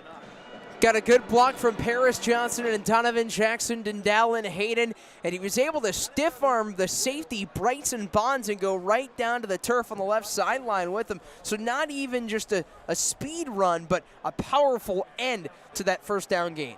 Ohio State back to the line. 3 receivers out to the left, including 2 of them being tight ends, G. Scott Jr. and Mitch Rossi. Julian Fleming is the lone man out to Stroud's right. Dallin Hayden moves from the left hip to back behind C.J. Stroud. It's a handoff up the middle to Dallin Hayden, who charges in across the 10 over to the left side. He'll be down at the 7-yard line with 9:20 to go and ticking down. Ohio State is deeper into the red zone, looking to score again. And it looks like Cameron Babb is seeing his first couple snaps of the season. His first snap since late in the 2020 campaign. He missed the 2019 and 21 seasons due to injury. He missed the first 9 games due to that injury. So maybe see if Babb can have a couple catches in him on this drive. Ohio State's recipient of the Block O jersey, given to a player who exemplifies Buckeye values on and off the field. It's a recent honor that the football team has been doing. It's 2nd and 1 at the Indiana 8-yard line for Ohio State. They lead 49-14 with 9:15 to go in the game as both teams break their respective huddles. There was a media timeout, it appeared, which is why we took the break there for a moment, but now both teams headed back out to the line of scrimmage. Cam Babb headed out to the right side. Dallin Hayden to the right of C.J. Stroud in the backfield. Mitch Rossi, the tight end, moves in motion left to right. G. Scott Jr. is out to the left. Stroud rolling out to his right, looking for Cam Babb. Touchdown! First reception of the season, first touchdown of the season for Ohio State number 0. Extends the lead, does Babb, to 55-14 with 8:49 to go in the game. And that has to be an emotional one for the graduate from St. Louis, Missouri. He comes back for that extra year, has a lot of eligibility because of missing 2 years due to injury. That one has to feel good. It had been a long time coming for the wide receiver. Was not supposed to miss a lot of the time that he did in the first 9 weeks of the season, but in week 11, he gets his first catch and it goes for a score. Immediately dropped to his knees with his hands towards heaven. We know he's a very religious man. You know that. For however long you talk to him, he doesn't hide it for long. And you know he's feeling happy as Indiana wanted flags for the excessive celebration that Ohio State was doing, and they'll get one for delay of game, which is just going to back up this PAT. Fans booing that as they know the story behind Cam Babb and why that touchdown means so much. As they're showing him on the Jumbotron, he is emotional, crying into the shoulder of it looks like Jackson Smith and Jigba, with Jaden Ballard and Keon Grays in the vicinity as well. Hugs all around on the sideline to number 0, Cam Babb, as Ruggles is on to attempt the PAT. This time the ball going down at the 16-yard line. Pushed back a bit for an excessive celebration penalty, and it looked to be pushed back even further off another penalty. And the teammates were celebrating and mobbing Cameron Babb on that sideline of the 10-yard line, which is cool to see. False start will push this back even further to now the 21-yard line. And you know what? This could be the longest PAT I've seen in my career. We're looking at 31 yards here for Ruggles. 10 additional yards added for penalties. It's a 31-yard point after try for the kicker, Noah Ruggles. Snap is back, hold is down, kick is up. No doubt about it. Splits the uprights, does number 95, Ruggles. And it extends the Buckeye lead to 56-14 with 8:49 to go in the game. Very few fans still in attendance, but the ones who are got to witness the first catch and first touchdown of the season for Cam Babb. We'll join you back here in just a moment. Indiana will field the kick and go back on offense here on Scarlet and Gray Sports Radio.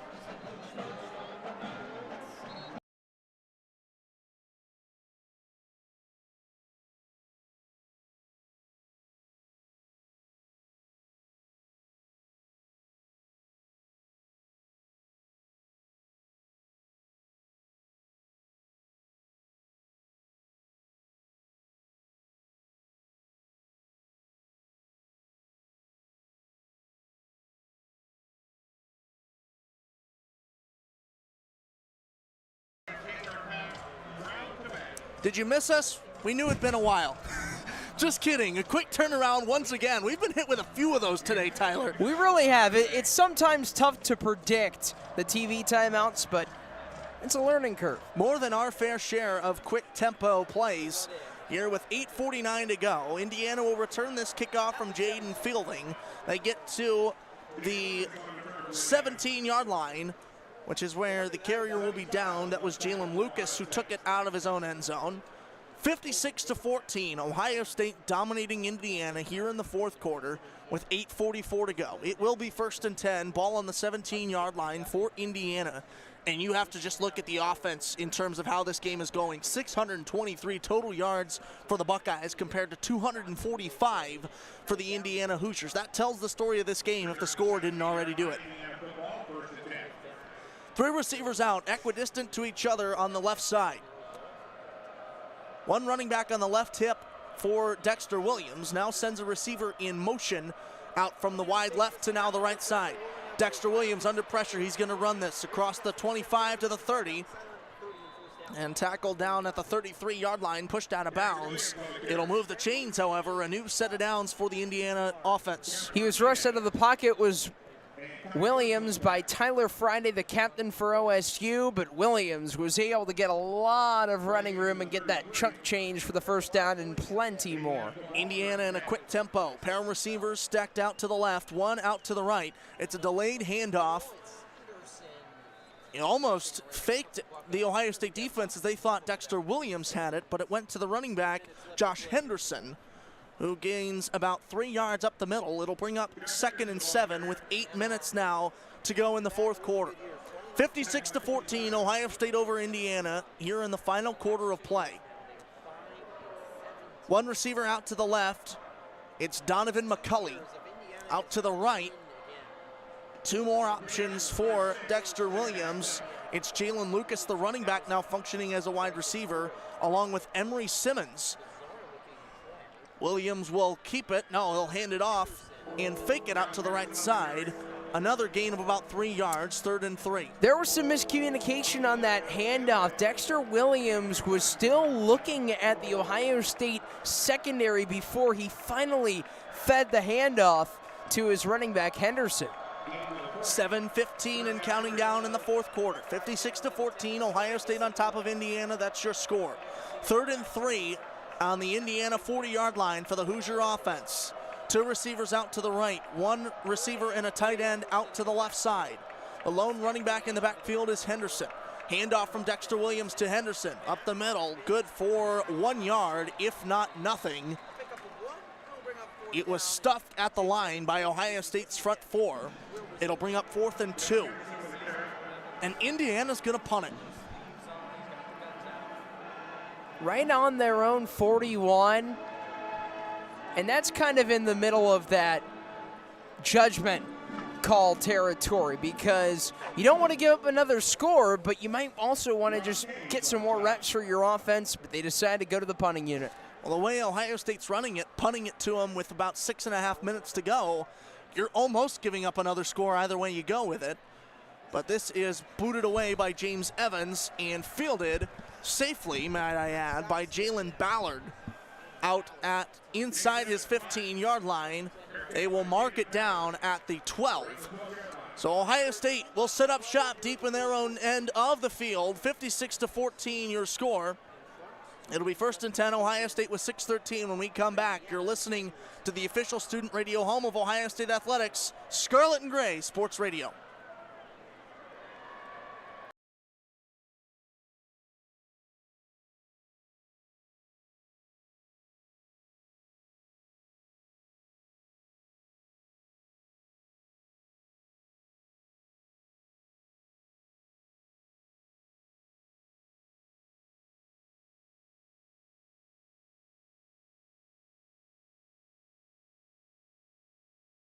Game. It's a handoff from McCord on his first play, up the middle to Dallin Hayden, who gets 2 yards. It'll bring up 2nd and 8. Now, Kyle McCord, we talked about him. We were expecting to see him earlier in this game, earlier in this quarter, should I say. But Ryan Day electing to keep him in until this last bit of play. We'll see how many passing reps he gets, or if Ohio State just tries to chew the clock and keep it on the ground. Ohio State learning from last time, as you saw some movement on that left defensive tackle, and it was number 71, Ben Chrisman, who reached across and touched him. Now, Tyler, you were there for Penn State. You can provide some elaboration on why I'm getting a crack out of that.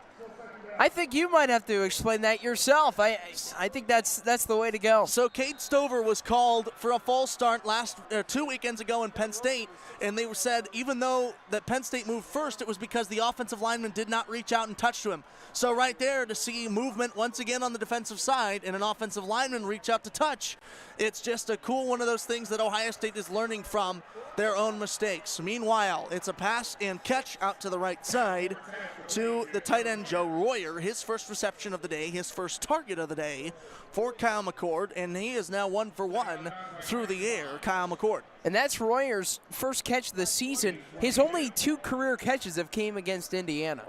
56 rather. It was 62 for a minute on the scoreboard. Now dropped back to the true 56 points for Ohio State to 14 Indiana. At the own 22-yard line are the Buckeyes. 1st and 10 with 5 minutes and counting down in the fourth quarter. I formation in the backfield. Lone running back is Dallin Hayden. That's the handoff for Kyle McCord, who goes up across the 25-yard line and will settle down after a gain of 3. It'll be 2nd and 7.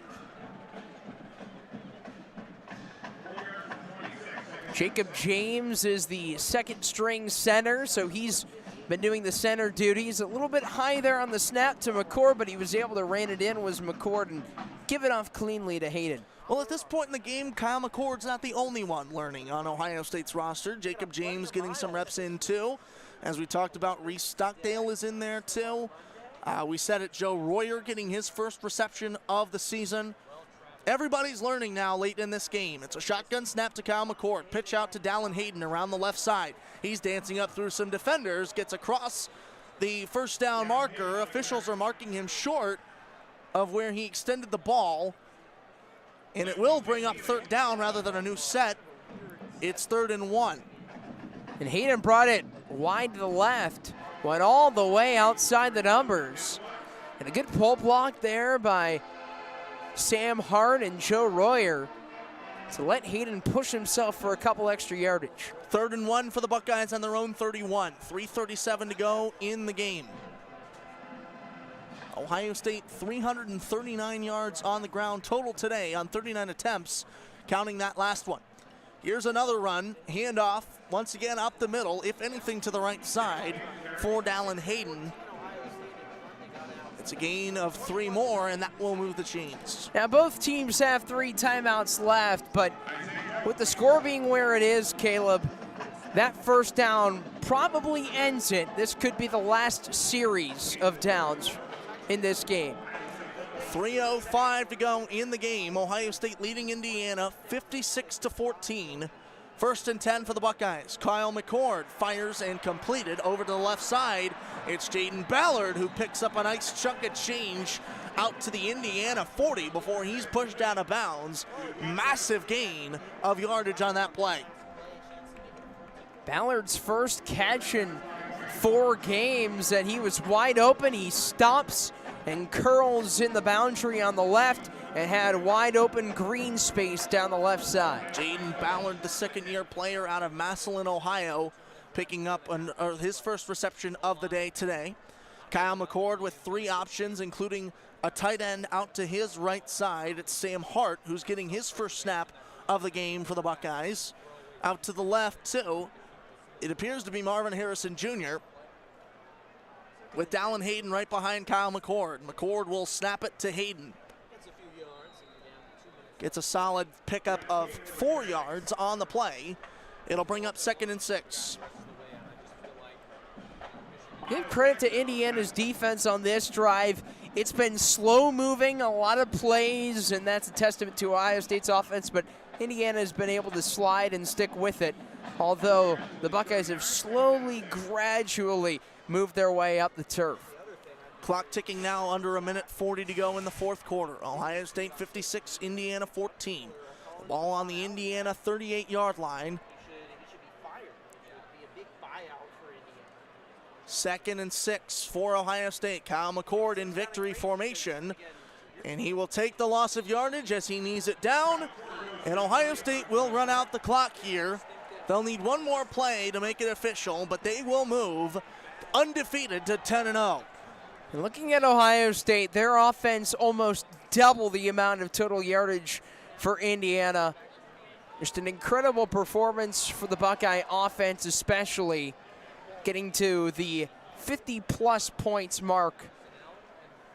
For the first time in a while, it had been a long time in this season since they've been able to surpass 50, going back to that 54-10 victory over Iowa, the last home game here a couple weeks back. I remembered back to Arkansas State. I forgot Iowa. A good call on that. Meanwhile, one more victory snap, and that will do it. Ohio State will hold on to remain unbeaten, going to 10-0. Meanwhile, the Hoosiers will drop to 3-7. Your final score, 56 for Ohio State, 14 for Indiana here at Ohio Stadium. And Tyler, this was Ohio State for more than it was Indiana. The Buckeyes dominated. It was a 3-and-out on their first drive, but after that, they took care of business. They really settled in. C.J. Stroud got it going early, had that touchdown pass to set the tone to Emeka Ibuka, and then Ohio State got the big gains going with Mayan Williams getting a couple huge rushes, Marvin Harrison the 58-yard touchdown. And by that point, the Buckeyes had really cemented themselves as in control of the game, and the defense also set the tone because Indiana, it took them 3 drives to get a first down, let alone a score. Ohio State will move on to play Maryland at College Park next weekend, November 19th.